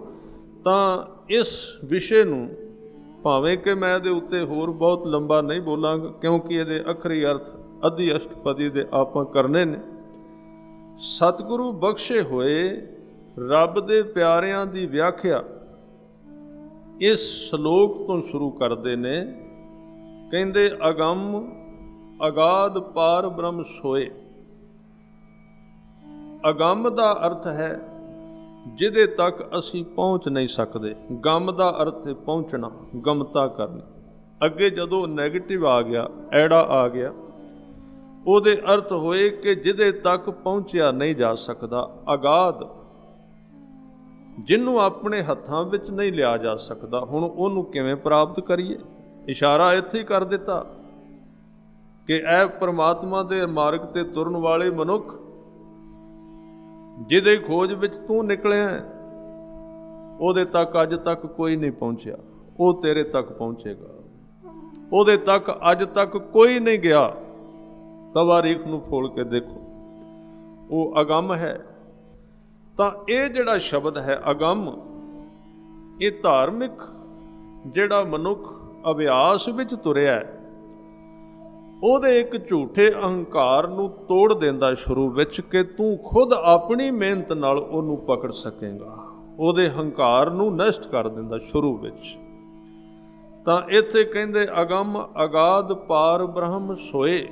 ਪਾਰ ਬ੍ਰਹਮ ਦਾ ਮਤਲਬ ਉਹ ਬ੍ਰਹਮ, ਉਹ ਪਰਮਾਤਮਾ। ਇੱਕ ਤਾਂ ਬ੍ਰਹਮ ਹੈ ਨਾ, ਬ੍ਰਹਮ ਦੀਸੈ ਬ੍ਰਹਮ ਸੁਣੀਐ ਏਕ ਏਕ ਵਖਾਣੀਐ। ਬ੍ਰਹਮ ਉਹਨੂੰ ਕਹਿੰਦੇ ਜੋ ਸਰੀਰਾਂ ਵਿੱਚ ਵਿਚਰ ਰਿਹਾ। ਜਿਵੇਂ ਇੰਨੇ ਸਰੀਰ ਬੈਠੇ ਨੇ, ਇੰਨੇ ਹੋਰ ਜੂਨਾਂ ਹਨ, ਉਹਨਾਂ ਦੇ ਵਿੱਚ ਬ੍ਰਹਮ ਹੈ, ਉਹਨੂੰ ਕਹੀਏ ਬ੍ਰਹਮ। ਤੇ ਪਾਰ ਬ੍ਰਹਮ ਕੌਣ ਹੈ? ਜੋ ਸਰੀਰਾਂ ਤੋਂ ਬਾਹਰ ਵੀ ਹੈ ਖਲਾ ਵਿੱਚ। ਪਾਰ ਬ੍ਰਹਮ ਸਰੀਰਾਂ ਤੋਂ ਪਾਰ, ਉਹਨੂੰ ਮਿਲਣਾ ਮੁਸ਼ਕਿਲ ਹੈ। ਅਗਮ ਅਗਾਧ ਪਾਰ ਬ੍ਰਹਮ ਸੋਏ। ਜੋ ਜੋ ਕਹੈ, ਜਿਹੜਾ ਜਿਹੜਾ ਮਨੁੱਖ ਉਹਨੂੰ ਕਹਿਣ ਲੱਗ ਪੈਂਦਾ ਹੈ। ਕਹਿਣ ਦਾ ਮਤਲਬ ਬੋਲਣ ਲੱਗ ਪੈਂਦਾ, ਜਪਣ ਲੱਗ ਪੈਂਦਾ, ਉਚਾਰਨ ਕਰਨ ਲੱਗ ਪੈਂਦਾ। ਜੋ ਜੋ ਕਹੈ ਸੋ ਮੁਕਤਾ ਹੋਏ। ਕਹਿੰਦਿਆਂ ਕਹਿੰਦਿਆਂ ਕਹਿੰਦਿਆਂ ਕਹਿੰਦਿਆਂ ਉਹ ਮੁਕਤ ਹੋ ਜਾਂਦਾ ਹੈ। ਮੁਕਤ ਦੇ ਅਰਥ ਨੇ ਛੁੱਟਿਆ ਹੋਇਆ। ਮੁਕਤ ਦੇ ਅਰਥ ਨੇ ਜਿਹਦੇ ਰੱਸੇ ਖੁੱਲ ਗਏ। ਤੇ ਰੱਸੇ ਕਾਹਦੇ ਨੇ? ਹੱਥ ਪੈਰ ਤਾਂ ਖੁੱਲੇ ਹੋਏ ਨੇ ਸਾਡੇ। ਉਹ ਕਿਹਦੇ ਤੋਂ ਮੁਕਤ ਹੋ ਜਾਂਦਾ ਹੈ? ਕਿਹਦੇ ਤੋਂ ਛੁੱਟ ਜਾਂਦਾ ਹੈ? ਉਹਦੀਆਂ ਕਿਹੜੀਆਂ ਰੱਸੀਆਂ ਖੁੱਲ ਜਾਂਦੀਆਂ ਨੇ? ਉਹਦੀਆਂ ਲੰਘੇ ਹੋਏ ਸਮੇਂ ਦੀਆਂ ਜਿਹੜੀਆਂ ਝੂਠੀਆਂ ਵਿਚਾਰਾਂ ਦੀਆਂ ਰੱਸੀਆਂ ਅੰਦਰ ਪਈਆਂ ਨੇ, ਜੋ ਉਹਨੇ ਮਿਥਿਆ ਗਿਆਨ ਆਪ ਇਕੱਠਾ ਕੀਤਾ ਹੈ, ਨਾਮ ਉਹਨਾਂ ਨੂੰ ਤੋੜ ਦਿੰਦਾ ਹੈ। ਉਹ ਸਾਰੇ ਵਿਚਾਰ ਟੁੱਟ ਜਾਂਦੇ ਨੇ। ਉਹੀ ਤੇ ਰੱਸੇ ਨੇ, ਹੋਰ ਕਿਹੜੇ ਨੇ? ਹੋਰ ਕੋਈ ਰੱਸੀ ਨਹੀਂ। ਮੁਕਤ ਕੌਣ ਹੈ? ਜੋ ਆਪਣੇ ਵਿਚਾਰਾਂ ਤੋਂ ਮੁਕਤ ਹੋ ਗਿਆ। ਜੋ ਆਪਣੇ ਖਿਆਲਾਂ ਦੇ ਮੰਡਲ ਤੋਂ ਬਾਹਰ ਨਿਕਲਣਾ ਸਿੱਖ ਗਿਆ, ਉਹਨੂੰ ਕਹਿੰਦੇ ਨੇ ਮੁਕਤ। ਮੁਕਤ ਦਾ ਮਤਲਬ ਹੈ ਜੋ ਮਨ ਦੇ ਪ੍ਰੈਸ਼ਰ ਅਧੀਨ ਨਹੀਂ ਜੀ ਰਿਹਾ, ਮਨ ਤੋਂ ਬਿਨਾਂ ਵੀ ਜਿਉਣਾ ਜਾਣਦਾ ਹੈ, ਉਹਨੂੰ ਕਹਿੰਦੇ ਮੁਕਤ ਹੋ ਗਿਆ। ਉਹ ਮੁਕਤ ਹੋ ਜਾਂਦਾ। ਔਰ ਇੱਥੇ ਗੁਰਮੁਖਾਂ ਨੇ ਅਰਥ ਕੀਤੇ ਨੇ ਕਿ ਇੱਥੇ ਅਸਲ ਵਿੱਚ ਸਤਿਗੁਰੂ ਗੁਰੂ ਅਰਜਨ ਦੇਵ ਜੀ ਕਹਿ ਰਹੇ ਨੇ ਕਿ ਜਿਹੜੇ ਜਿਹੜੇ ਲੋਕ ਗੁਰਮੁਖਾਂ ਦੀ ਉਸਤਤ ਕਰਦੇ ਨੇ ਉਹ ਵੀ ਮੁਕਤ ਹੋ ਜਾਂਦੇ ਨੇ, ਕਿਉਂਕਿ ਪ੍ਰਮਾਤਮਾ ਵਿੱਚ ਤੇ ਉਹਨਾਂ ਵਿੱਚ ਕੋਈ ਫਰਕ ਨਹੀਂ। ਜੋ ਜੋ ਕਹੈ ਸੋ ਮੁਕਤਾ ਹੋਏ। ਫਿਰ ਸਾਹਿਬ ਕਹਿੰਦੇ ਸੁਨ ਮੀਤਾ ਨਾਨਕ ਬਿਨਵੰਤਾ। ਵੇਖੋ ਢੰਗ ਗੁਰੂ ਅਰਜਨ ਦੇਵ ਜੀ ਦਾ ਕਹਿਣਾ ਸਿੱਖਾਂ ਨੂੰ ਹੈ, ਦੇਣਾ ਉਪਦੇਸ਼। ਭਾਸ਼ਾ ਵੇਖੋ ਕਿੰਨੀ ਨਿਵਾਣ ਵਾਲੀ, ਨੀਵੀਂ। ਨੀਵੀਂ ਦਾ ਮਤਲਬ ਇੱਥੇ ਇਹ ਅਰਥ ਕਰਾਂਗੇ ਨਿਮਰਤਾ ਵਾਲੀ। ਕਹਿੰਦੇ ਸੁਣ ਮੀਤਾ, ਹੇ ਮੇਰੇ ਮਿੱਤਰ ਤੂੰ ਮੇਰੀ ਗੱਲ ਨੂੰ ਧਿਆਨ ਨਾਲ ਸੁਣ। ਸਾਨੂੰ ਮਿੱਤਰ ਕਹਿੰਦੇ ਨੇ, ਦੋਸਤ ਕਹਿੰਦੇ ਨੇ। ਫਿਰ ਕੱਲਾ ਕਹਿੰਦੇ ਨਹੀਂ, ਕਹਿੰਦੇ ਨਾਨਕ ਬਿਨਵੰਤਾ। ਬਿਨਵੰਤਾ ਦੇ ਅਰਥ ਨੇ ਬੇਨਤੀ ਕਰਨੀ। ਮੈਂ ਤੈਨੂੰ ਬੇਨਤੀ ਕਰਨਾ। ਗੁਰੂ ਹੋ ਕੇ ਸਿੱਖ ਨੂੰ ਬੇਨਤੀ ਕਰਨੀ ਬੜੀ ਔਖੀ ਗੱਲ ਹੈ। ਗੁਰੂ ਹੋ ਕੇ ਸਿੱਖ ਨੂੰ ਬੇਨਤੀ ਕਰਨੀ, ਜਦ ਕਿ ਆਪਾਂ ਸਿੱਖ ਹੋ ਕੇ ਵੀ ਸਿੱਖ ਨੂੰ ਕਦੀ ਬੇਨਤੀ ਨਹੀਂ ਕਰਦੇ। ਗੁਰੂ ਤਾਂ ਕਰ ਰਿਹਾ ਸਿੱਖ ਨੂੰ ਬੇਨਤੀ, ਪਰ ਅਸੀਂ ਕਹੀਏ ਮੈਂ ਵੀ ਸਿੱਖ ਹਾਂ, ਇਹ ਵੀ ਸਿੱਖ, ਮੈਨੂੰ ਕੀ ਲੋੜ ਇਹਨੂੰ ਝੁੱਕ ਕੇ ਫਤਿਹ ਬੁਲਾਉਣ ਦੀ। ਇਹ ਅੰਮ੍ਰਿਤ ਇਹਨੇ ਛਕਿਆ ਹੀ ਮੈਂ ਛਕਿਆ, ਮੈਂ ਕਿਉਂ ਇਹਦੀ ਪਰਵਾਹ ਕਰਾਂ। ਨਹੀਂ, ਸਤਿਗੁਰੂ ਸਾਨੂੰ ਜਾਚ ਸਿਖਾ ਰਹੇ ਨੇ। ਗੁਰੂ ਰਾਮਦਾਸ ਜੀ ਨੂੰ ਪੜ੍ਹ ਕੇ ਵੇਖੋ, ਜਨ ਨਾਨਕ ਦਾਸਨ ਦਾਸ ਦਾਸ ਕੋ ਕਰਿਓ। ਸਿੱਧਾ ਨਹੀਂ ਕਹਿੰਦੇ ਪ੍ਰਮਾਤਮਾ ਨੂੰ ਤੂੰ ਮੈਨੂੰ ਆਪਣਾ ਦਾਸ ਬਣਾ ਲੈ। ਉਹ ਕਹਿੰਦੇ ਨੇ ਤੂੰ ਮੈਨੂੰ ਪਹਿਲਾਂ ਇਹ ਕਿਰਪਾ ਕਰ ਵੀ ਜਿਹੜੇ ਤੀਜੇ ਨੰਬਰ ਤੇ ਤੇਰਾ ਦਾਸ ਹੈ। ਜਨ ਨਾਨਕ ਦਾਸਨ ਦਾਸ ਦਾਸ ਕੋ ਕਰਿਓ। ਇਹਦਾ ਕੀ ਮਤਲਬ? 3 ਨੰਬਰ ਕਿਹੜੇ ਨੇ? ਇਹ ਜਿਹੜੇ 3 ਪੁਆਇੰਟ ਕਿਹੜੇ ਨੇ? 3 ਪੁਆਇੰਟ ਨੇ। ਨੰਬਰ 1 ਪਰਮਾਤਮਾ, ਨੰਬਰ 2 ਗੁਰੂ ਤੇ ਨੰਬਰ 3 ਸਿੱਖ। ਪਹਿਲਾਂ ਸਿੱਖਾਂ ਦੀ ਸੇਵਾ ਸਿਖਾਈ, ਸਾਧ ਸੰਗਤ। ਆ ਇੱਕ ਸਿੱਖ ਆਉਂਦਾ ਗੁਰੂ ਹਰਗੋਬਿੰਦ ਸਾਹਿਬ ਜੀ ਦੇ ਚਰਨਾਂ ਵਿੱਚ, ਸਿੱਧਾ ਚਲਾ ਗਿਆ, ਮਿਲਿਆ,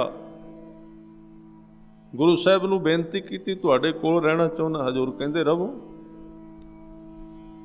ਆਰਾਮ ਕੀਤਾ 1-2 ਦਿਨ।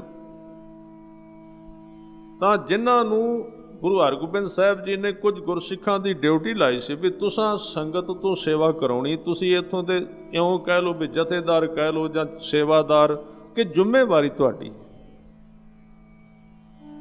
ਤਾਂ ਉਹ ਜਿਹੜੇ ਜ਼ਿੰਮੇਵਾਰ ਗੁਰਸਿੱਖ ਸਨ, ਉਹਨਾਂ ਨੇ ਕਈ ਵਾਰੀ ਉਸ ਸਿੱਖ ਨੂੰ ਬੇਨਤੀ ਕੀਤੀ ਵੀ ਆਪ ਜੀ ਕੋਈ ਨਾ ਕੋਈ ਸੇਵਾ ਕਰੋ, ਇੱਥੇ ਰਹਿੰਦੇ ਹੋ, ਕੋਈ ਕੰਮ ਕਰੋ, ਖਾਲੀ ਰਹਿਣਾ ਠੀਕ ਨਹੀਂ। ਜਾਂ ਬਾਣੀ ਪੜ੍ਹੋ ਜਾਂ ਸੇਵਾ ਕਰੋ ਲੰਗਰ ਦੀ, ਜਾਂ ਕੋਈ ਕੰਮ ਕਰੋ। ਇਸ ਤਰ੍ਹਾਂ ਕਦੀ ਇੱਥੇ ਖੜੇ ਹੋਣਾ ਕਦੀ ਚੰਗਾ ਨਹੀਂ ਹੈ, ਤੁਹਾਡੇ ਵਾਸਤੇ ਵੀ ਲਾਭਦਾਇਕ ਨਹੀਂ। ਤੁਸੀਂ ਘਰ ਵੀ ਛੱਡ ਕੇ ਆਏ ਹੋ, ਟਾਈਮ ਵੀ ਖਰਾਬ ਕੀਤਾ ਹੈ, ਤੇ ਘਰ ਦੀਆਂ ਗੱਲਾਂ ਦੀ ਪੰਡ ਫਿਰ ਇੱਥੇ ਲੈ ਕੇ ਆ ਗਏ ਤੁਸੀਂ। ਕੀ ਆ ਫਾਇਦਾ ਹੋਇਆ, ਲਾਭ? ਇਸ ਤੋਂ ਚੰਗਾ ਘਰ ਦਾ ਕੰਮ ਕਰਦੇ। ਪਰ ਉਸ ਸਿੱਖ ਨੇ ਕਿਹਾ ਕਿ ਤੁਸੀਂ ਵੀ ਮੇਰੇ ਵਰਗੇ ਸਿੱਖ, ਮੈਂ ਵੀ ਤੁਹਾਡੇ ਵਰਗਾ ਸਿੱਖ। ਗੁਰੂ ਕਹਿਣਗੇ ਤੇ ਮੈਂ ਕੰਮ ਕਰਾਂਗਾ, ਤੁਹਾਡੇ ਕਹੇ ਤੇ ਨਹੀਂ ਮੈਂ ਤੁਰਨਾ। ਬਹੁਤ ਚਿਰ ਇਸੇ ਤਰ੍ਹਾਂ ਰਿਹਾ। ਇੱਕ ਦਿਨ ਗੁਰੂ ਹਰਗੋਬਿੰਦ ਸਾਹਿਬ ਖੁਦ ਮਿਲ ਪਏ, ਕਹਿਣ ਲੱਗੇ ਵੀ ਤੁਸੀਂ ਕਿਉਂ ਨਹੀਂ ਕੰਮ, ਕਿਉਂ ਨਹੀਂ ਸੇਵਾ ਨਹੀਂ ਕਰਦੇ? ਕਹਿਣ ਲੱਗੇ ਜੀ ਤੁਸੀਂ ਕਹੋਗੇ ਤੇ ਕਰਾਂਗਾ, ਇਹਨਾਂ ਦੇ ਕਹੇ ਕਿਉਂ ਕਰਾਂਗਾ। ਹਜ਼ੂਰ ਨੇ ਕਿਹਾ ਫਿਰ ਚਲਾ ਜਾ, ਕਿਉਂਕਿ ਮੈਂ ਉਹਨੂੰ ਕਦੀ ਨਹੀਂ ਬਾਂਹ ਫੜਦਾ ਉਹਦੀ ਜਿਹੜਾ ਸਿੱਖਾਂ ਨਾਲ ਪਿਆਰ ਨਹੀਂ ਕਰਦਾ।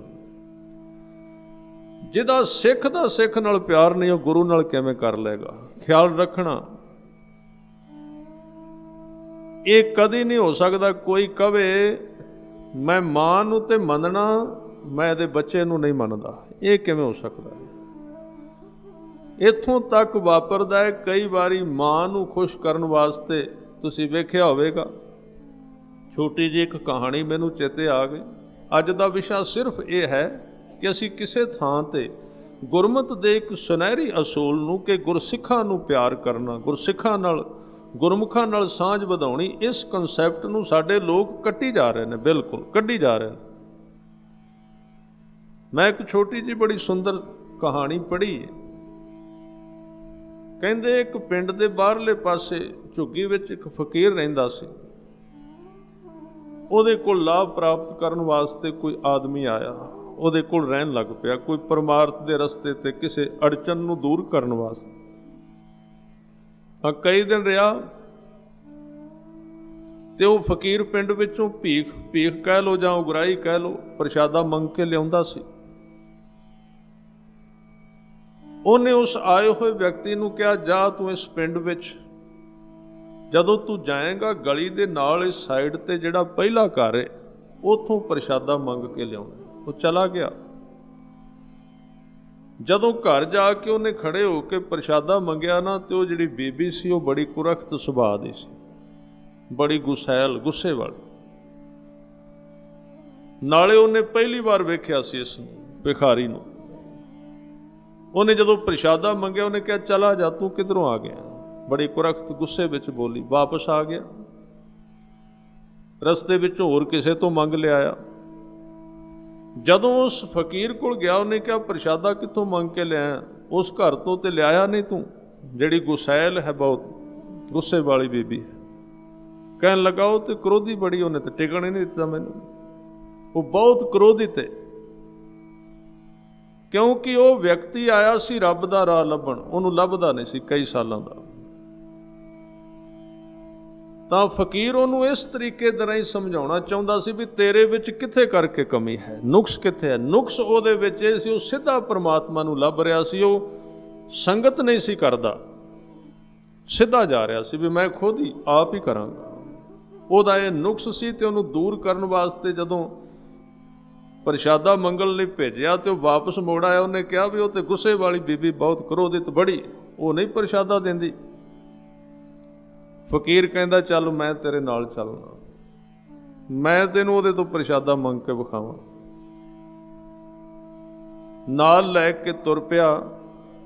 ਉਹਦੇ ਸ਼ਾਗਿਰਦ ਨੇ ਕਿਹਾ ਵੀ ਉੱਥੇ ਕਿਉਂ ਜਾਂਦੇ ਹੋ? ਉਹ ਬੜੀ ਕ੍ਰੋਧਿਤ ਹੈ, ਬਹੁਤ ਬੁਰਾ ਬੋਲਦੀ ਹੈ। ਉਹਨੇ ਕਿਹਾ, ਇਹ ਤੇ ਤੈਨੂੰ ਸਿਖਾਉਣਾ। ਜਦੋਂ ਉਹਦੇ ਦਰਵਾਜ਼ੇ ਤੇ ਗਏ ਨਾ, ਉਹ ਬੀਬੀ ਫਿਰ ਅੱਗੇ ਖੜੀ ਸੀ। ਜਦੋਂ ਫਿਰ ਦੋ ਜਣਿਆਂ ਨੂੰ ਵੇਖਿਆ ਤੇ ਥੋੜੀ ਜਿਹੀ ਕ੍ਰੋਧ ਵਿੱਚ ਆਉਣ ਲੱਗੀ, ਪਰ ਉਹ ਜਿਹੜਾ ਫਕੀਰ ਹੈ ਨਾ, ਉਹਨੇ ਸ਼ਬਦ ਇੱਥੋਂ ਸ਼ੁਰੂ ਕੀਤੇ। ਉਸ ਬੀਬੀ ਦਾ ਇੱਕ ਛੋਟਾ ਜਿਹਾ ਬੱਚਾ ਉੱਥੇ ਰਿੜਦਾ ਸੀ ਪਿਆ, ਛੋਟਾ ਬੱਚਾ ਰਿੜ ਰਿਹਾ ਸੀ। ਉਹਨੇ ਬੀਬੀ ਦੀ ਗੱਲ ਹੀ ਨਹੀਂ ਕੀਤੀ, ਉਹਨੇ ਬੱਚੇ ਤੋਂ ਗੱਲ ਸ਼ੁਰੂ ਕੀਤੀ, ਬੱਚੇ ਨੂੰ ਲਾਡ ਪਿਆਰ ਕੀਤਾ। ਫਿਰ ਉਹਨੇ ਸ਼ਬਦ ਵਰਤੇ ਵੀ ਤੇਰਾ ਬੱਚਾ ਆਫੀਸਰ ਬਣੇਗਾ, ਇਹ ਥਾਣੇਦਾਰ ਬਣੇਗਾ, ਇਹ DSP ਬਣ ਜਾਏਗਾ। ਬੱਚੇ ਦੀ ਜਿਉਂ ਲਗਾ ਉਸਤਤ ਕਰਨ, ਜਿਉਂ ਲਗਾ ਕਰਨ। ਜਿਸ ਬੀਬੀ ਦੇ ਮੱਥੇ ਤੇ ਵੱਟ ਪਏ ਸਨ, ਜਿਉਂ ਬੱਚੇ ਦੀ ਉਸਤਤ ਸੁਣਦੀ ਗਈ, ਉਹਦੇ ਵਿੱਚ ਵੱਟ ਲੈਂਦੇਗਾ ਕ੍ਰੋਧ ਦੇ। ਆਪਣੀ ਉਸਤਤ ਉਹਨੂੰ ਨਹੀਂ ਸੀ ਚਾਹੀਦੀ, ਪਰ ਜਦੋਂ ਉਹਦੇ ਬੱਚੇ ਦੀ ਉਸਤਤ ਕੀਤੀ, ਉਸ ਫਕੀਰ ਨੇ, ਜਿਹੜੀ ਕ੍ਰੋਧ ਨਾਲ ਭਰੀ ਹੋਈ, ਕੁਝ ਵੀ ਦੇਣ ਵਾਸਤੇ ਤਿਆਰ ਨਹੀਂ ਸੀ। ਅੰਦਰੋਂ ਗਈ, ਉਹਨੇ ਪ੍ਰਸ਼ਾਦੇ ਵੀ ਦਿੱਤੇ, ਮਾਇਆ ਵੀ ਦਿੱਤੀ, ਹੋਰ ਵੀ ਕਈ ਕੁਝ ਕੱਢ ਕੇ ਲੈ ਆਈ। ਨਾਲ ਜਿਹੜਾ ਪਹਿਲਾ ਸੱਜਣ ਹੈ ਉਹ ਖੜਾ ਸੀ, ਕਹਿੰਦਾ ਵੀ ਇਹ ਤਾਂ ਇੱਕ ਅੱਧਾ ਪ੍ਰਸ਼ਾਦਾ ਦੇਣ ਨੂੰ ਤਿਆਰ ਨਹੀਂ ਸੀ ਤੇ ਸਾਰਾ ਕੁਝ ਤੇਰੀ ਝੋਲੀ ਵਿੱਚ ਪਾਈ ਜਾਂਦੀ ਹੈ। ਉਸ ਫਕੀਰ ਨੇ ਕਿਹਾ ਵੀ ਸੱਜਣਾ, ਤੇਰੇ ਵਿੱਚ ਵੀ ਕਮੀ ਇਹ ਹੈ, ਤੂੰ ਵੀ ਇਕੱਲੀ ਮਾਂ ਤੋਂ ਮੰਗਣਾ, ਯਾਨੀ ਕਿ ਸਿੱਧਾ ਰੱਬ ਤੋਂ ਮੰਗੀ ਜਾਣਾ। ਉਹਦੇ ਬੱਚਿਆਂ ਨਾਲ ਕਦੀ ਤੂੰ ਸਾਂਝ ਨਹੀਂ ਬਣਾਈ, ਉਹਨਾਂ ਦੀ ਕਦੀ ਤੂੰ ਗੱਲ ਨਹੀਂ ਕੀਤੀ, ਸਿੱਧਾ ਤੂੰ। ਤੇ ਰੱਬ ਦਾ ਸੁਭਾਅ ਇਸ ਤਰ੍ਹਾਂ ਦਾ ਹੈ, ਜੇ ਉਹ ਕਦੀ ਮੰਨੇ ਨਾ ਤੇ ਉਹਦੇ ਪਿਆਰਿਆਂ ਨੂੰ ਪਿਆਰ ਕਰੋ, ਉਹ ਆਪਣੇ ਆਪ ਤਰੁੱਠਣਾ ਸ਼ੁਰੂ ਹੋ ਜਾਂਦਾ। ਇਹ ਤਰੀਕਾ ਹੈ। ਇਸ ਕਰਕੇ ਇਸ ਅਸ਼ਟਪਦੀ ਦੇ ਵਿੱਚ ਸਾਡੀ ਜ਼ਿੰਦਗੀ ਦੇ ਇੱਕ ਬਹੁਤ ਭਾਰੀ ਨੁਕਸ ਨੂੰ ਗੁਰੂ ਅਰਜਨ ਦੇਵ ਜੀ ਕੱਢਣ ਦਾ ਯਤਨ ਕਰਨਗੇ। ਉਹ ਨੁਕਸ ਕੀ ਹੈ? ਅਸੀਂ ਧਰਮ ਦੇ ਮਾਰਗ ਤੇ ਤੁਰ ਕੇ ਬੜੇ ਸਖਤ ਹੋ ਜਾਂਦੇ ਹਾਂ, ਕੱਟੜ ਹੋ ਜਾਂਦੇ ਹਾਂ, ਔਰ ਉਸ ਕੱਟੜਤਾ ਦੇ ਵਿੱਚ ਇਉਂ ਕਹਿ ਲਓ ਵੀ ਅਸੀਂ ਪੰਜਾਬੀ ਵਿੱਚ ਕਹੀਏ ਵੀ ਬੰਦੇ ਨੂੰ ਬੰਦਾ ਨਹੀਂ ਸਮਝਦੇ। ਇਹ ਨੁਕਸ ਪੈ ਜਾਂਦਾ, ਸਖਤ ਹੋ ਗਏ, ਅੰਦਰੋਂ ਆਕੜ ਗਏ। ਤਾਂ ਇੱਥੇ ਸਤਿਗੁਰੂ ਤਾਂ ਸਾਨੂੰ ਕਹਿਣਗੇ ਕਿ ਸੁਨ ਮੀਤਾ ਨਾਨਕ ਬਿਨਵੰਤਾ, ਬੇਨਤੀ ਤਾਂ ਕਰ ਰਹੇ ਨੇ ਵੀ ਜਿਨ੍ਹਾਂ ਨੂੰ ਸਮਝਾਉਣਾ ਹੈ ਉਹ ਕ੍ਰੋਧੀ ਬੜੇ ਨੇ, ਉਹ ਸੁਣਦੇ ਨਹੀਂ ਕਿਸੇ ਦੀ, ਹੰਕਾਰੀ ਬੜੇ ਨੇ। ਤਾਂ ਕਹਿ ਰਹੇ ਨੇ ਮੈਂ ਤੁਹਾਨੂੰ ਬੇਨਤੀ ਕਰਨਾ। ਕੀ ਬੇਨਤੀ ਕਰਦੇ ਹੋ? ਕਹਿੰਦੇ ਸਾਧ ਜਨਾਂ ਕੀ ਅਚਰਜ ਕਥਾ। ਜਿਹੜੇ ਗੁਰੂ ਦੇ ਪਿਆਰੇ ਹਨ ਉਹਨਾਂ ਦੀ ਕਥਾ ਜਿਹੜੀ ਹੈ ਬੜੀ ਅਚਰਜ, ਹੈਰਾਨ ਕਰ ਦੇਣ ਵਾਲੀ ਵਾਕਿਆ ਹੀ। ਉਹਨਾਂ ਦੇ ਜੀਵਨ ਦੀਆਂ ਘਟਨਾਵਾਂ ਹੀ ਐਸੀਆਂ ਹਨ ਜੋ ਬੁੱਧੀ ਦੀ ਤਕੜੀ ਵਿੱਚ ਤੋਲੀਆਂ ਨਹੀਂ ਜਾ ਸਕਦੀਆਂ। ਮੈਥ ਉੱਥੇ ਪਾਠ ਜਾਂਦਾ, ਸਾਰਾ ਹਿਸਾਬ ਨਹੀਂ ਉੱਥੇ ਕੰਮ ਦਿੰਦਾ, ਕਿਉਂਕਿ ਉਹ ਐਸੇ ਲੋਕ ਨੇ ਜਿਨ੍ਹਾਂ ਤੋਂ ਪਰਮਾਤਮਾ ਵੀ ਲੇਖਾ ਨਹੀਂ ਮੰਗਦਾ। ਖਿਆਲ ਰੱਖਣ, ਭਾਵੇਂ ਕਿ ਉਹ ਭਾਣੇ ਵਿੱਚ ਜਿਉਣ ਵਾਲੇ ਹਨ, ਕੋਈ ਸ਼ੱਕ ਨਹੀਂ, ਕਿਉਂਕਿ ਜਿਹੜਾ ਵਿਸ਼ਾ ਮੈਂ ਉਸੇ ਉੱਤੇ ਬੋਲਾਂਗਾ। ਕਿਸੇ ਨੂੰ ਚੀਜ਼ ਨੂੰ ਬਾਈਪਾਸ ਨਹੀਂ ਕਰਾਂਗੇ ਆਪਾਂ ਗੁਰਬਾਣੀ ਵਿੱਚੋਂ। ਸਾਡੀ ਆਦਤ ਹੈ ਜਿਹੜੀਆਂ ਚੀਜ਼ਾਂ ਨਾਲ ਅਸੀਂ ਜੁੜੇ ਹੋਏ ਹਾਂ ਉਹਨਾਂ ਦੀ ਵਿਆਖਿਆ ਕਰਨੇ ਆ। ਜਿਨ੍ਹਾਂ ਨਾਲ ਸਾਡਾ ਮਨ ਸਹਿਮਤ ਨਹੀਂ ਹੁੰਦਾ, ਸਾਡੇ ਵਿਆਖਿਆਕਾਰ ਬਾਈਪਾਸ ਛਾਲ ਮਾਰ ਕੇ ਲੰਘ ਜਾਂਦੇ ਨੇ ਕੋਲੋਂ। ਇਹ ਨਹੀਂ ਕਰਨੀ ਗੱਲ, ਇਹ ਨਹੀਂ ਕਹਿਣਾ ਕਿਉਂਕਿ ਇਹਦੇ ਨਾਲ ਮੇਰਾ ਸਹਿਮਤ ਹੈ ਨਹੀਂ ਮਨ, ਤਾਂ ਫਿਰ ਵਿਆਖਿਆ ਬੰਦੇ ਦੀ ਹੋ ਗਈ, ਗੁਰੂ ਦੀ ਥੋੜੀ ਰਹਿ ਗਈ। ਜਿਹੜੇ ਗੁਰਮੁਖ ਨੇ ਉਹਨਾਂ ਦੀ ਕਥਾ ਹੈਰਾਨ ਕਰ ਦੇਣ ਵਾਲੀ। ਹੈਰਾਨ ਕਰਨ ਵਾਲੀ ਕੀ ਹੈ? ਹੈਰਾਨ ਕਰਨ ਵਾਲੀ ਉਹਨਾਂ ਦੀ ਕਥਾ ਇਹ ਹੈ ਕਿ ਸਾਰੇ ਹੀ ਸਰੀਰਾਂ ਦਾ ਲੇਖਾ ਹੁੰਦਾ ਹੈ, ਸਾਰੇ ਸਰੀਰਾਂ ਦਾ ਹਿਸਾਬ ਕੀਤਾ ਜਾਂਦਾ ਵੀ ਇਹਨਾਂ ਨੇ ਸੰਸਾਰ ਵਿੱਚ ਕੀ ਕੀਤਾ ਹੈ। ਪਰ ਜਿਹੜੇ ਬਖਸ਼ੇ ਗਏ ਧਰਮਰਾਜ ਵੀ ਉਹਨਾਂ ਦਾ ਲੇਖਾ ਕਰਨ ਦੀ ਹਿੰਮਤ ਨਹੀਂ ਕਰਦਾ। ਇਹ ਮੈਂ ਆਪਣੇ ਕੋਲੋਂ ਵਿਚਾਰ ਨਹੀਂ ਕਹਿ ਰਿਹਾ, ਗੁਰੂ ਗ੍ਰੰਥ ਸਾਹਿਬ ਜੀ ਵਿੱਚ ਇੱਕ ਸ਼ਬਦ ਆਉਂਦਾ ਹੈ, ਸੱਚੇ ਪਾਤਸ਼ਾਹ ਜੀ ਕਹਿੰਦੇ ਨੇ ਲੇਖਾ ਕੋਈ ਨਾ ਪੁੱਛਈ ਜਾਂ ਹਰ ਬਖਸ਼ੰਦਾ। ਜਿਨ੍ਹਾਂ ਨੂੰ ਵਾਹਿਗੁਰੂ ਨੇ ਬਖਸ਼ ਦਿੱਤਾ, ਦੁਨੀਆ ਦੀ ਕੋਈ ਤਾਕਤ ਨਹੀਂ ਉਹਨਾਂ ਤੋਂ ਲੇਖਾ ਮੰਗ ਲਵੇ, ਹਿਸਾਬ ਮੰਗ ਲਵੇ। ਹਾਂ, ਇਹ ਗੱਲ ਵੱਖਰੀ, ਉਹ ਬਖਸ਼ੇ ਗਏ ਨੇ। ਇੱਥੇ ਖਿਆਲ ਰੱਖਣਾ, ਗੁਰੂ ਨੇ ਸਿੱਖਾਂ ਨੂੰ ਵਡਿਆਈ ਦਿੱਤੀ ਹੈ ਵੀ ਉਹਨਾਂ ਦਾ ਲੇਖਾ ਕੋਈ ਨਹੀਂ ਮੰਗਦਾ ਗੁਰਮੁਖਾਂ ਦਾ। ਪਰ ਇਹਦੇ ਅਰਥ ਇਹ ਨਾ ਕਰਨਾ ਵੀ ਗੁਰਮੁਖ ਨਾਂ ਦੇ ਨਾਲ ਜੋੜ ਕੇ, ਸਾਧੂ ਨਾਂ ਦੇ ਨਾਲ ਜੋੜ ਕੇ ਜੋ ਮਰਜ਼ੀ ਕਰੀ ਜਾਈਏ। ਇਹਦਾ ਅਰਥ ਇਹ ਨਾ ਕੱਢਣਾ। ਗੁਰੂ ਸਾਹਿਬ ਇਹਨੂੰ ਪ੍ਰਵਾਨ ਨਹੀਂ ਕਰਦੇ। ਉੱਥੇ ਫਿਰ ਗੁਰੂ ਸਾਹਿਬ ਦਾ ਦੂਸਰਾ ਕਾਨੂੰਨ ਕੰਮ ਕਰਨਾ ਸ਼ੁਰੂ ਕਰ ਜਾਂਦਾ ਹੈ। ਉਹਦੇ ਭਾਣੇ ਵਿੱਚ ਹੀ ਰਹਿੰਦੇ ਨੇ ਉਹ ਬਖਸ਼ੇ ਹੋਏ ਜਿਹੜੇ ਲੋਕ ਨੇ, ਉਹਦੇ ਭਾਣੇ ਵਿੱਚ ਜਿਉਣ ਦੀ ਉਹਨਾਂ ਨੂੰ ਜਾਚ ਆ ਜਾਂਦੀ, ਉਹਦੇ ਵਿੱਚ ਰਹਿੰਦੇ ਨੇ, ਭਾਵੇਂ ਗੁਰੂ ਵੱਲੋਂ ਉਹਨਾਂ ਨੂੰ ਇਜਾਜ਼ਤ ਹੈ। ਇਸ ਕਰਕੇ ਗੁਰੂ ਨੇ ਕਿਹਾ ਹੈ, ਗੁਰੂ ਗੋਬਿੰਦ ਸਿੰਘ ਮਹਾਰਾਜ ਨੇ ਇੱਕ ਸ਼ਬਦ ਕਿਹਾ ਹੈ ਨਾ ਵੀ ਖਾਲਸਾ ਮੇਰਾ ਸਤਿਗੁਰ ਪੂਰਾ। ਖਾਲਸੇ ਨੂੰ ਕਿੱਡੀ ਵਡਿਆਈ ਦੇ ਦਿੱਤੀ ਵੀ ਖਾਲਸਾ ਮੇਰਾ ਸਤਿਗੁਰੂ ਹੈ। ਹੁਣ ਗੁਰੂ ਨੇ ਵਡਿਆਈ ਦਿੱਤੀ, ਇਹਦਾ ਅਰਥ ਇਹ ਤੇ ਨਹੀਂ ਵੀ ਆਪਾਂ ਚੰਦੋਆ ਤੇ ਤਖਤ ਲਾ ਕੇ ਬਹਿ ਜਾਈਏ ਵੀ ਗੁਰੂ ਗੋਬਿੰਦ ਸਿੰਘ ਜੀ ਨੇ ਕਿਹਾ ਹੈ ਵੀ ਇਹ ਗੁਰੂ ਹੈ ਖਾਲਸਾ। ਗੁਰੂ ਨੇ ਉਪਮਾ ਦਿੱਤੀ ਹੈ, ਵਡਿਆਈ ਦਿੱਤੀ ਹੈ, ਤੇ ਸਾਨੂੰ ਉਸੇ ਭਾਵ ਵਿੱਚ ਸਿੱਖ ਬਣ ਕੇ ਹੀ ਰਹਿਣਾ ਚਾਹੀਦਾ ਹੈ। ਗੁਰੂ ਨੇ ਦਿੱਤੀ ਵਡਿਆਈ, ਕੋਈ ਸ਼ੱਕ ਨਹੀਂ। ਸਤਿਗੁਰੂ ਨੇ ਤੇ ਬਹੁਤ ਵਡਿਆਈ ਦਿੱਤੀ ਕਿ ਜੋ ਕੁਝ ਠਾਕੁਰ ਕਾ ਸੋ ਸੇਵਕ ਕਾ। ਜਿੰਨੀ ਤਾਕਤ ਗੁਰੂ ਦੀ ਉਨੀ ਸਿੱਖ ਨੂੰ ਪਾ ਦਿੱਤੀ। ਪਰ ਸਿੱਖ ਇਹ ਸਾਰੀਆਂ ਬਰਕਤਾਂ ਲੈ ਕੇ ਵੀ ਫਿਰ ਆਪਣੀ ਥਾਂ ਤੇ ਟਿਕਿਆ ਰਹਿੰਦਾ ਹੈ। ਉਹ ਕਹਿੰਦਾ ਨਹੀਂ, ਮੈਂ ਸਿੱਖ ਹਾਂ, ਔਰ ਸਿੱਖ ਵਿੱਚ ਤੇ ਗੁਰੂ ਵਿੱਚ ਕੋਈ ਫਰਕ ਨਹੀਂ। ਹਾਂ, ਇੱਕ ਫਰਕ ਹੈ, ਗੁਰੂ ਕੱਲਾ ਗੁਰੂ ਰਹਿੰਦਾ ਹੈ, ਸਿੱਖ ਵਿੱਚ ਦੋਵੇਂ ਗੁਣ ਆ ਜਾਂਦੇ ਨੇ, ਗੁਰੂ ਵਾਲੇ ਵੀ ਤੇ ਸਿੱਖ ਵਾਲੇ ਵੀ। ਭਾਵੇਂ ਗੁਰੂ ਅੰਦਰ ਵੀ ਸਿੱਖ ਵਾਲੇ ਗੁਣ ਹਨ, ਪਰ ਸਿੱਖ ਵਿੱਚ ਕਿੰਨੀ ਮਹਾਨਤਾ ਹੈ। ਜਿਹੜਾ ਸਿੱਖ ਵੀ ਹੈ ਤੇ ਗੁਰੂ ਵੀ ਹੈ। ਗੁਰੂ ਰਾਮਦਾਸ ਜਿੱਥੋਂ ਇਹ ਸ਼ਬਦ ਸ਼ੁਰੂ ਕਰਦੇ ਨਾ, ਗੁਰ ਸਤਿਗੁਰ ਕਾ ਜੋ ਸਿੱਖ ਅਖਾਏ, ਸੋ ਭਲਕੇ ਉਠ ਹਰ ਨਾਮ ਧਿਆਵੈ, ਉਦੋਂ ਉਹ ਸਿੱਖ ਹੈ। ਪਰ ਜਦੋਂ ਕਲਾਸ ਬਾਈ ਕਲਾਸ ਅੱਗੇ ਗੁਜ਼ਰਦਾ ਜਾਂਦਾ, ਲੰਘਦਾ ਜਾਂਦਾ, ਤੇ ਇੱਕ ਥਾਂ ਤੇ ਗੁਰੂ ਰਾਮਦਾਸ ਜੀ ਉਹਨੂੰ ਸਿੱਖ ਨਹੀਂ ਕਹਿੰਦੇ, ਉੱਥੇ ਕਹਿੰਦੇ ਨੇ ਜਨ ਨਾਨਕ ਧੂੜ ਮੰਗੈ ਤਿਸ ਗੁਰ ਸਿੱਖ ਕੀ, ਜੋ ਆਪ ਜਪੈ ਅਵਰੈ ਨਾਮ ਜਪਾਵੈ। ਉੱਥੇ ਕੱਲਾ ਸਿੱਖ ਸ਼ਬਦ ਨਹੀਂ ਰਿਹਾ, ਉਹਦੇ ਅਗਲੇ ਪਾਸੇ ਗੁਰੂ ਸ਼ਬਦ ਪਲੱਸ ਕਰ ਦਿੱਤਾ ਗਿਆ। ਯਾਨੀ ਕਿ ਹੁਣ ਇਸ ਸਿੱਖ ਦੇ ਅੰਦਰ ਗੁਰੂ ਵਾਲੀ ਸਾਰੀ ਬਰਕਤ ਵਹਿ ਰਹੀ ਹੈ, ਪਰ ਹੈ ਉਹ ਸਿੱਖ ਹੀ, ਉਹ ਬਾਹਰੋਂ ਸਿੱਖ ਰਹਿੰਦਾ। ਇਸ ਤਰ੍ਹਾਂ ਸਤਿਗੁਰੂ ਉਹਨਾਂ ਦੀ ਕਥਾ ਨੂੰ ਅਚਰਜ ਕਹਿੰਦੇ, ਹੈਰਾਨ ਕਰ ਦੇਣ ਵਾਲੀ ਸਾਧ ਜਨਾਂ ਕੀ ਅਚਰਜ ਕਥਾ। ਹਜ਼ੂਰ ਕਹਿੰਦੇ ਸਾਧ ਕੈ ਸੰਗ ਮੁਖ ਉਜਲ ਹੋਤ।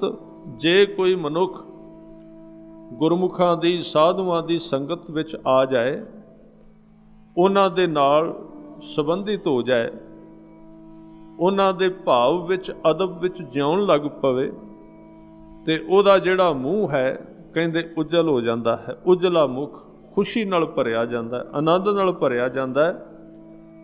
ਸਾਧ ਸੰਗ ਮਲ ਸਗਲੀ ਖੋਤ। ਸਾਰੀ ਮੈਲ ਜਿਹੜੀ ਹੋਰ ਕਿਸੇ ਤਰੀਕੇ ਨਾਲ ਲਹਿੰਦੀ ਨਹੀਂ ਸੀ, ਉਹ ਸਾਰੀ ਮੈਲ ਜਿਹੜੀ ਹੋਰ ਕਿਸੇ ਜੁਗਤ ਨਾਲ ਉਤਰਦੀ ਨਹੀਂ ਸੀ, ਉਹ ਖੋਤ ਦਾ ਅਰਥ ਹੈ ਗਵਾ ਦੇਣੀ, ਗਵਾਚ ਜਾਣੀ, ਖੋ ਜਾਣੀ। ਖੋਤ ਦਾ ਅਰਥ ਖੋ ਦੇਣੀ, ਗਵਾਚ ਜਾਣੀ।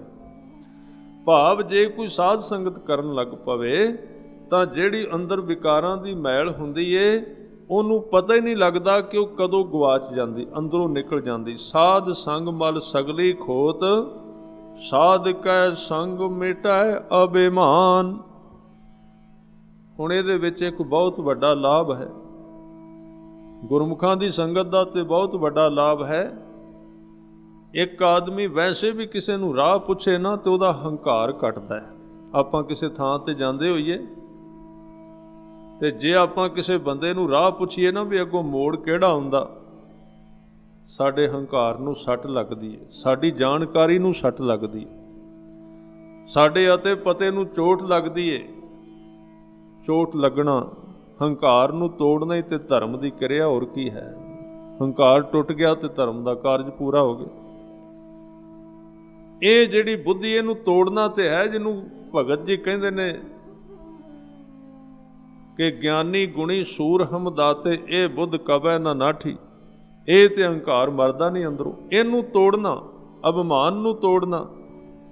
ਤੇ ਜਦੋਂ ਕੋਈ ਗੁਰਮੁਖਾਂ ਦੀ ਸੰਗਤ ਵਿੱਚ ਰਹਿੰਦਾ ਤੇ ਉਹਦਾ ਸਾਧ ਕੈ ਸੰਗ ਮਿਟੈ ਅਭਿਮਾਨ, ਸਾਧ ਕੈ ਸੰਗ ਪ੍ਰਗਟੈ ਸੁਗਿਆਨ। ਸਾਧ ਸੰਗਤ ਵਿੱਚ, ਗੁਰਮੁਖਾਂ ਦੀ ਸੰਗਤ ਵਿੱਚ ਸੁਗਿਆਨ ਦਾ ਅਰਥ ਹੈ ਸੋਹਣਾ ਗਿਆਨ ਪ੍ਰਗਟ ਹੋ ਜਾਂਦਾ ਹੈ। ਗਿਆਨ ਦੇ ਅੱਗੇ ਗੁਰੂ ਅਰਜਨ ਦੇਵ ਜੀ ਨੇ ਸੱਸਾ ਲਾ ਦਿੱਤਾ, ਕਿਉਂਕਿ ਗਿਆਨ ਅਧੂਰਾ ਗਿਆਨ ਵੀ ਹੈ, ਅਖਰੀ ਗਿਆਨ ਵੀ ਹੈ, ਪਰ ਸੁਗਿਆਨ ਸੋਹਣਾ ਗਿਆਨ ਪ੍ਰਗਟ ਹੋ ਗਿਆ ਸਾਧੂਆਂ ਦੀ ਸੰਗਤ ਕਰਕੇ, ਗੁਰਮੁਖਾਂ ਦੀ ਸੰਗਤ ਦੁਆਰਾ। ਹਜ਼ੂਰ ਕਹਿੰਦੇ ਸਾਧ ਕੈ ਸੰਗ ਬੁਝੈ ਪ੍ਰਭ ਨੇਰਾ। ਜਿਹੜਾ ਅਕਾਲ ਪੁਰਖ ਕਦੀ ਪਕੜ ਵਿੱਚ ਨਹੀਂ ਸੀ ਆਉਂਦਾ, ਉਹ ਬਖਸ਼ੇ ਹੋਏ ਲੋਕਾਂ ਦੇ ਕੋਲ ਰਹਿੰਦਿਆਂ, ਉਹਨਾਂ ਦੀ ਸੰਗਤ ਕਰਦਿਆਂ ਉਹ ਨੇੜੇ ਬੁੱਝਣ ਲੱਗ ਪਿਆ, ਨੇੜੇ ਦਿਸਣ ਲੱਗ ਪਿਆ। ਸਾਧ ਸੰਗ ਸਭ ਹੋਤ ਨਵੇਰਾ। ਕਈਆਂ ਚੀਜ਼ਾਂ ਦਾ ਧਾਰਮਿਕ ਬੰਦੇ ਕੋਲੋਂ ਫੈਸਲਾ ਨਹੀਂ ਹੁੰਦਾ, ਨਵੇੜਾ ਕਰਨਾ, ਫੈਸਲਾ ਕਰਨਾ।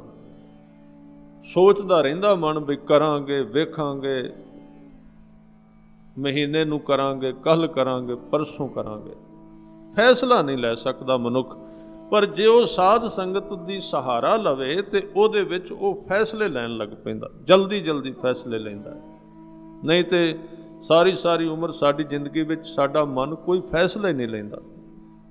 ਤਾਂ ਜਦੋਂ ਅਸੀਂ ਸੰਗਤ ਵਿੱਚ ਤੁਰਨੇ ਆ ਨਾ, ਸਾਨੂੰ ਸਹਾਰਾ ਮਿਲ ਜਾਏਗਾ, ਉਹਦੇ ਵਿੱਚ ਅਸੀਂ ਫੈਸਲੇ ਲੈਣ ਲੱਗ ਜਾਂਦੇ। ਉਹਨੂੰ ਕਹਿੰਦੇ ਸਭ ਹੋਤ ਨਵੇਰਾ, ਸਾਧ ਕੈ ਸੰਗ ਪਾਏ ਨਾਮ ਰਤਨ। ਇੱਕ ਐਸਾ ਰਤਨ ਮਨੁੱਖ ਦੇ ਅੰਦਰ ਹੀ ਹੈ, ਪਰ ਉਹ ਸਿੱਧਾ ਪ੍ਰਾਪਤ ਨਹੀਂ ਹੁੰਦਾ। ਉਹ ਪ੍ਰਾਪਤ ਹੁੰਦਾ ਗੁਰਮੁਖਾਂ ਦੀ ਸੰਗਤ ਦੁਆਰਾ ਹੈ। ਉਹਦੇ ਦੁਆਰਾ ਉਹ ਨਾਮ ਦਾ ਰਤਨ ਪ੍ਰਾਪਤ ਹੋ ਗਿਆ। ਫਿਰ ਕਹਿੰਦੇ ਸਾਧ ਕੈ ਸੰਗ ਏਕ ਉਪਰ ਯਤਨ। ਉਸ ਮਨੁੱਖ ਦਾ ਯਤਨ, ਉਹਦੀ ਮਿਹਨਤ ਇੱਕ ਅਕਾਲ ਪੁਰਖ ਵਾਸਤੇ ਹੀ ਹੁੰਦੀ ਹੈ। ਸਾਧ ਕੀ ਮਹਿਮਾ ਵਰਨੈ ਕੌਣ ਪਰਾਨੀ। ਗੁਰਮੁਖਾਂ ਦੀ ਮਹਿਮਾ ਕੌਣ ਵਰਣਨ ਕਰ ਸਕਦਾ। ਭਾਵ ਵਰਣਨ ਤੋਂ ਰਹਿਤ ਨੇ। ਨਾਨਕ ਸਾਧ ਕੀ ਸ਼ੋਭਾ ਪ੍ਰਭ ਮਹਿ ਸਮਾਨੀ, ਕਿਉਂਕਿ ਉਹਨਾਂ ਦੀ ਸ਼ੋਭਾ ਉਸੇ ਤਰ੍ਹਾਂ ਦੀ ਹੈ ਜਿਵੇਂ ਦੀ ਪਰਮਾਤਮਾ ਦੀ ਸ਼ੋਭਾ ਹੈ। ਨਾ ਪਰਮਾਤਮਾ ਦਾ ਅੰਤ, ਨਾ ਜਿਹੜੇ ਉਹਦੇ ਨਾਲ ਜੁੜ ਗਏ ਉਹਨਾਂ ਦਾ ਕੋਈ ਅੰਤ ਹੋ ਸਕਦਾ। ਫਿਰ ਕਹਿੰਦੇ ਸਾਧ ਕੈ ਸੰਗ ਅਗੋਚਰ ਮਿਲੈ। ਅਗੋਚਰ ਕੀ ਸ਼ਬਦ ਹੈ? ਇਹ ਸ਼ਬਦ ਬਹੁਤ ਮਹਿੰਗਾ ਗੁਰਬਾਣੀ ਵਿੱਚ ਵਾਰ-ਵਾਰ ਆਉਂਦਾ ਹੈ। ਅਗੋਚਰ ਦਾ ਅਰਥ ਹੈ ਉਹ ਚੀਜ਼ ਜਿਹੜੀ ਸਾਡੀ ਇੰਦਰੀਆਂ ਦੀ ਪਕੜ ਵਿੱਚ ਨਹੀਂ ਆਉਂਦੀ, ਅੱਖਾਂ ਦੀ ਪਕੜ ਵਿੱਚ, ਵੇਖਣ ਵਿੱਚ ਨਹੀਂ ਆਉਂਦੀ, ਸੁਣਨ ਵਿੱਚ ਨਹੀਂ ਆਉਂਦੀ, ਉਹਨੂੰ ਕਹੀਏ ਅਗੋਚਰ। ਅਕਾਲ ਪੁਰਖ ਅਗੋਚਰ ਹੈ, ਭਾਵ ਅਸੀਂ ਜੇ ਵੇਖਣਾ ਚਾਹੀਏ ਤੇ ਦਿਸਦਾ ਨਹੀਂ, ਜੇ ਸੁਣਨਾ ਚਾਹੀਏ ਤੇ ਸੁਣਦਾ ਨਹੀਂ, ਜੇ ਫੜਨਾ ਚਾਹੀਏ ਤੇ ਪਕੜਿਆ ਨਹੀਂ ਜਾਂਦਾ। ਐਸਾ ਨਾ ਦਿਸਣ ਵਾਲਾ, ਨਾ ਸੁਣਨ ਵਾਲਾ, ਨਾ ਪਕੜਿਆ ਜਾਣ ਵਾਲਾ ਵੀ ਗੁਰਮੁਖਾਂ ਦੀ ਸੰਗਤ ਵਿੱਚ ਅਗੋਚਰ ਮਿਲੈ, ਉਹ ਆਪ ਆ ਕੇ ਮਿਲ ਪੈਂਦਾ। ਸਾਧ ਕੈ ਸੰਗ ਅਗੋਚਰ ਮਿਲੈ, ਸਾਧ ਕੈ ਸੰਗ ਸਦਾ ਪ੍ਰਫੁੱਲੈ। ਗੁਰਮੁਖਾਂ ਦੀ ਸੰਗਤ ਦੇ ਵਿੱਚ ਮਨੁੱਖ ਦਾ ਮਨ ਸਦੀਵ ਕਾਲ ਵਾਸਤੇ ਪ੍ਰਫੁੱਲਿਤ ਰਹਿੰਦਾ, ਭਾਵ ਖੁਸ਼ ਰਹਿੰਦਾ ਹੈ। ਸਾਧ ਕੈ ਸੰਗ ਆਵਹਿ ਬਸ ਪੰਚਾ, ਸਾਧ ਸੰਗ ਅੰਮ੍ਰਿਤ ਰਸ ਪੁੰਚਾ। ਜਿਹੜੇ ਪੰਜ ਵਿਕਾਰ ਨੇ, ਜਿਹੜੇ ਕਦੀ ਵੀ ਮਨੁੱਖ ਜਿੱਤ ਨਹੀਂ ਸਕਦਾ, ਕਦੀ ਵੀ ਉਹਨਾਂ ਨੂੰ ਕੰਟਰੋਲ ਵਿੱਚ ਨਹੀਂ ਕਰ ਸਕਦਾ, ਇਹ ਗੁਰਮੁਖਾਂ ਦੀ ਸੰਗਤ ਵਿੱਚ ਵਸ ਵਿੱਚ ਆ ਜਾਂਦੇ ਨੇ। ਤੇ ਜਿਉਂ ਹੀ ਇਹ ਵਸ ਵਿੱਚ ਆਉਂਦੇ ਨੇ, ਉਹਦੀ ਨਿਸ਼ਾਨੀ ਕੀ ਹੈ? ਉਹਦੀ ਨਿਸ਼ਾਨੀ ਹੈ ਸਾਧ ਸੰਗ ਅੰਮ੍ਰਿਤ ਰਸ ਪੁੰਚਾ। ਉਹਨੂੰ ਫਿਰ ਰਸ ਆਉਣ ਲੱਗ ਪੈਂਦਾ ਹੈ। ਜੇ ਸਾਡੀ ਜ਼ਿੰਦਗੀ ਵਿੱਚ ਕਮਾਈ ਬਹੁਤ ਹੈ ਨਾ, ਸਾਡਾ ਧਿਆਨ ਵੀ ਬਾਣੀ ਵਿੱਚ ਰਹਿੰਦਾ, ਤੇ ਅਸੀਂ ਇੱਕ ਸ਼ਿਕਾਇਤ ਕਰਨੇ ਆ ਵੀ ਰਸ ਕਿਉਂ ਨਹੀਂ ਆਉਂਦਾ।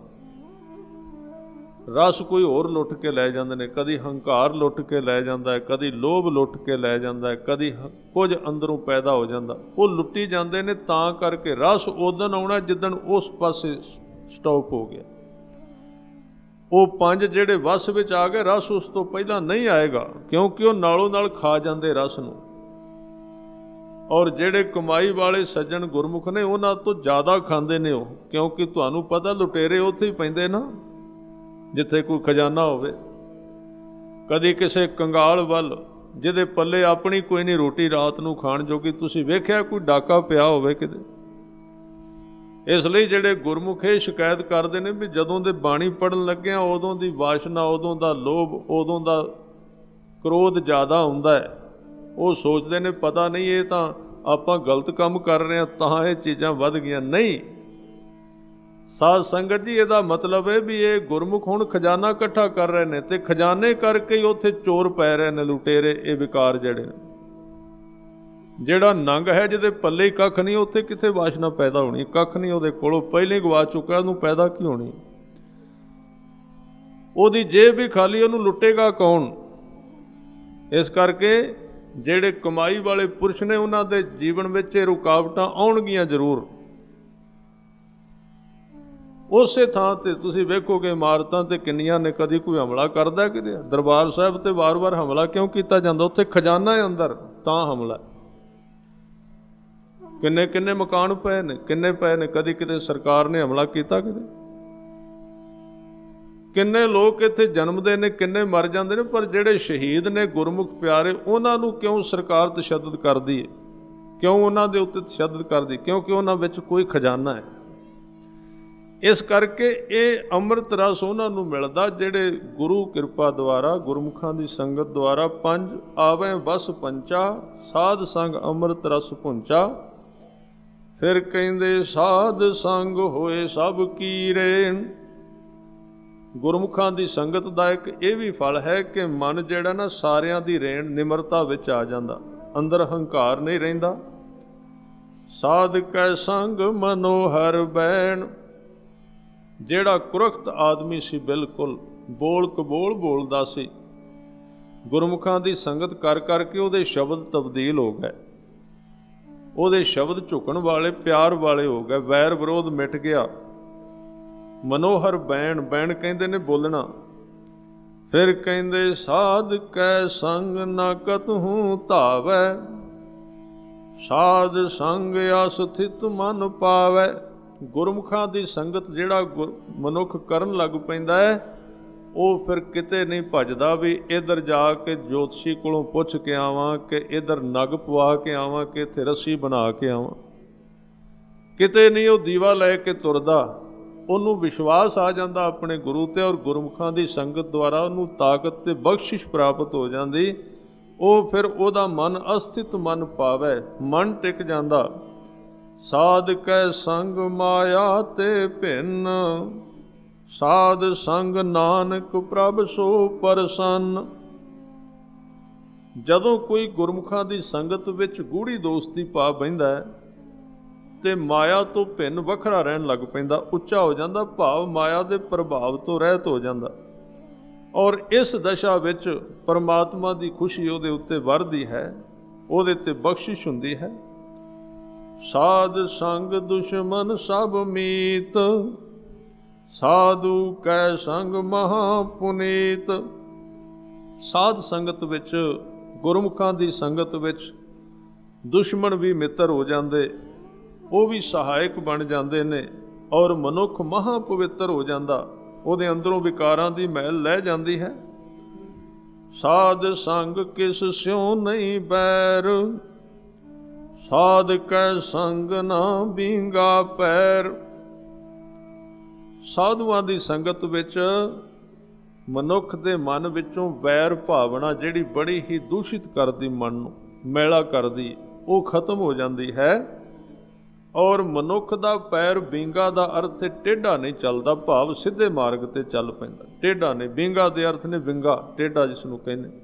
ਉਹਦੇ ਪੈਰ ਸਿੱਧੇ ਪੈਣ ਲੱਗ ਪੈਂਦੇ, ਜੀਵਨ ਦੇ ਸਿੱਧੇ ਰਾਹ ਤੇ ਤੁਰਦਾ ਹੈ। ਹਜ਼ੂਰ ਕਹਿੰਦੇ ਸਾਧ ਕੈ ਸੰਗ ਨਾਹੀ ਕੋ ਮੰਦਾ, ਸਾਧ ਸੰਗ ਜਾਣੇ ਪਰਮਾਨੰਦਾ। ਇਸ ਸੰਸਾਰ ਦੇ ਵਿੱਚ ਕਿੰਨੀ ਤਰ੍ਹਾਂ ਦੇ ਲੋਕ ਨੇ, ਚੰਗੇ ਨੇ, ਮੰਦੇ ਨੇ।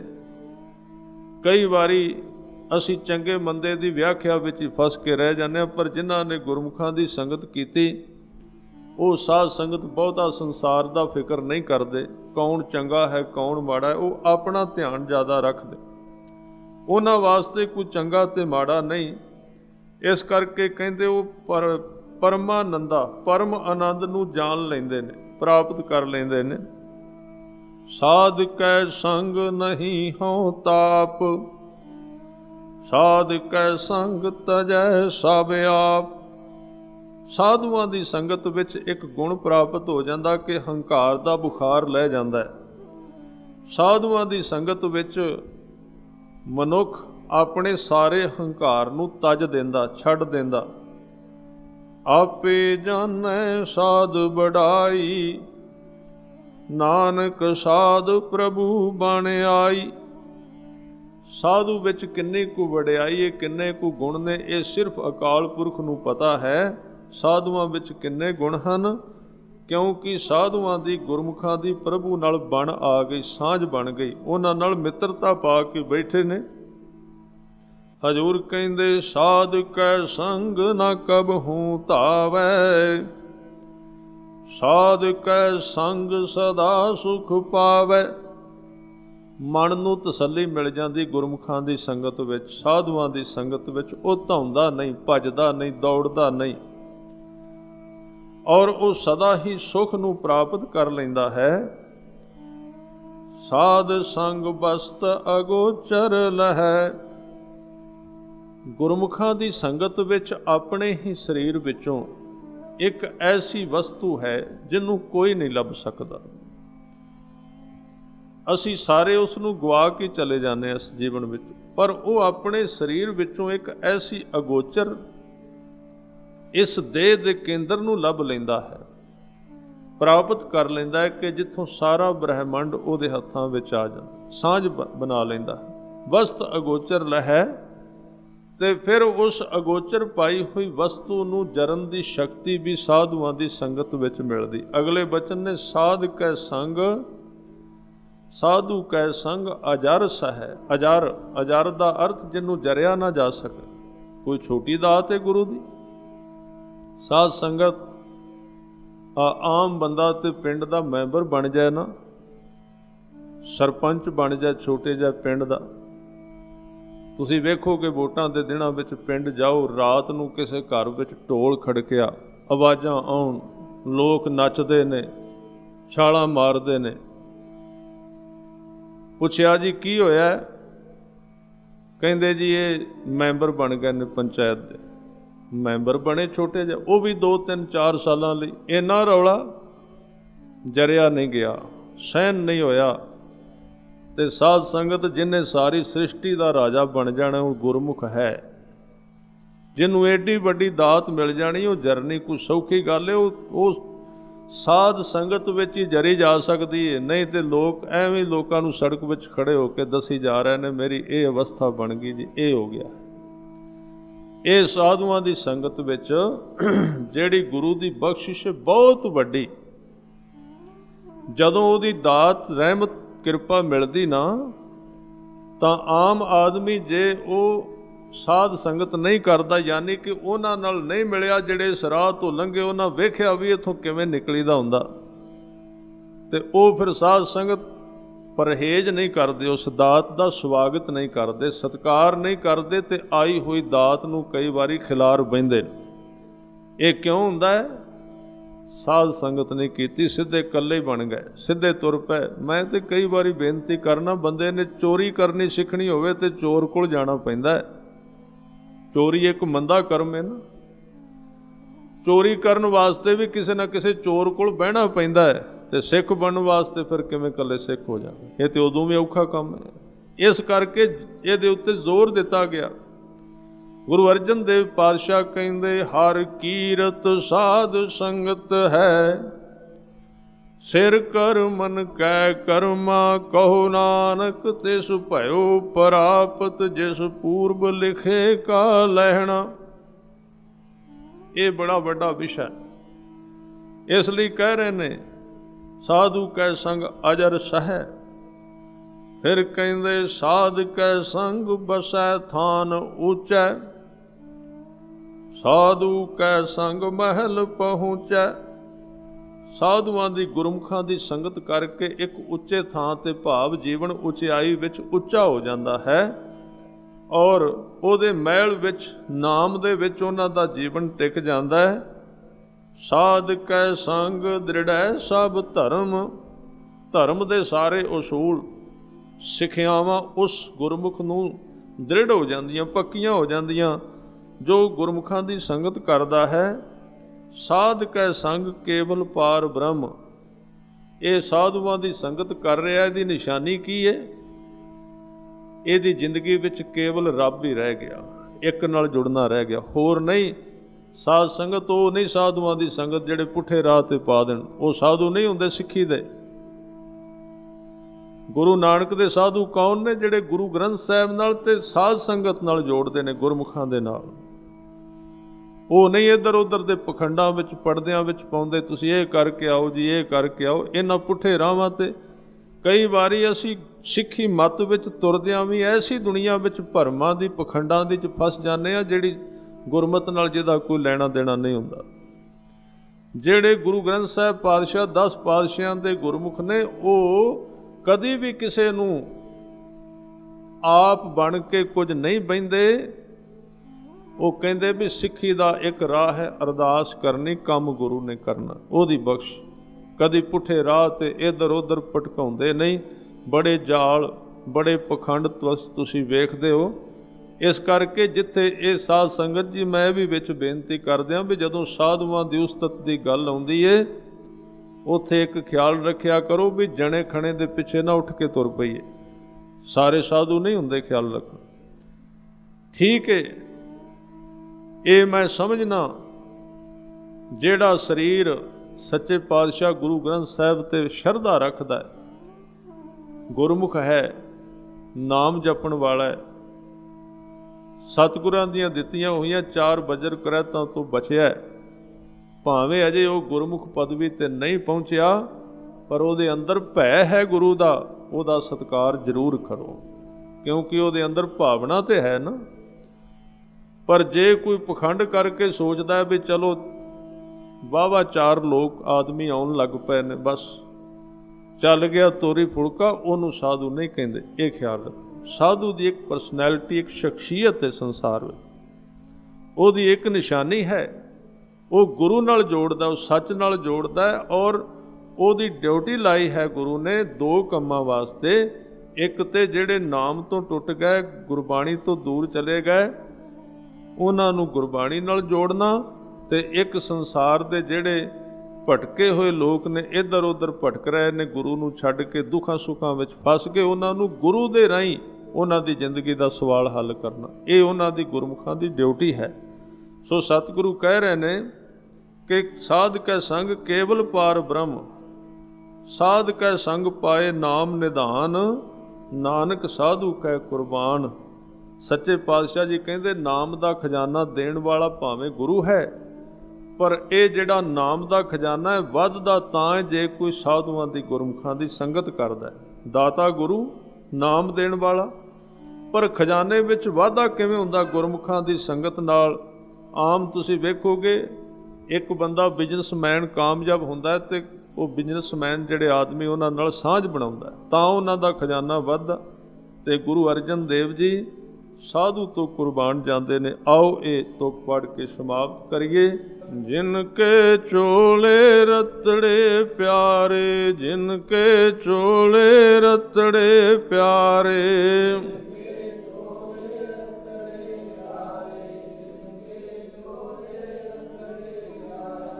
ਕੰਤ ਤਿਨਾ ਕੈ ਪਾਸ, ਜਿਨ ਕੇ ਚੋਲੇ ਰਤੜੇ ਪਿਆਰੇ, ਜਿਨ ਕੇ ਚੋਲੇ ਰਤੜੇ ਪਿਆਰੇ, ਕੰਤ ਤਿਨਾ ਕੈ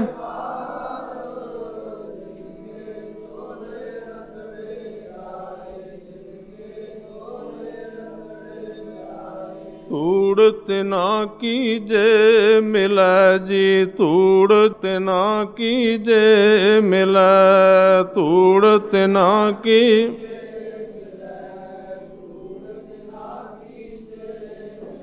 ਕਹੋ ਨਾਨਕ ਕੀ ਅਰਦਾਸ, ਜਿਨ ਕੇ ਚੋਲੇ ਰਤੜੇ ਪਿਆਰੇ, ਜਿਨ ਕੇ ਚੋਲੇ ਰਤੜੇ ਪਿਆਰੇ, ਕੰਤ ਤਿਨਾ ਕੈ ਪਾਸ।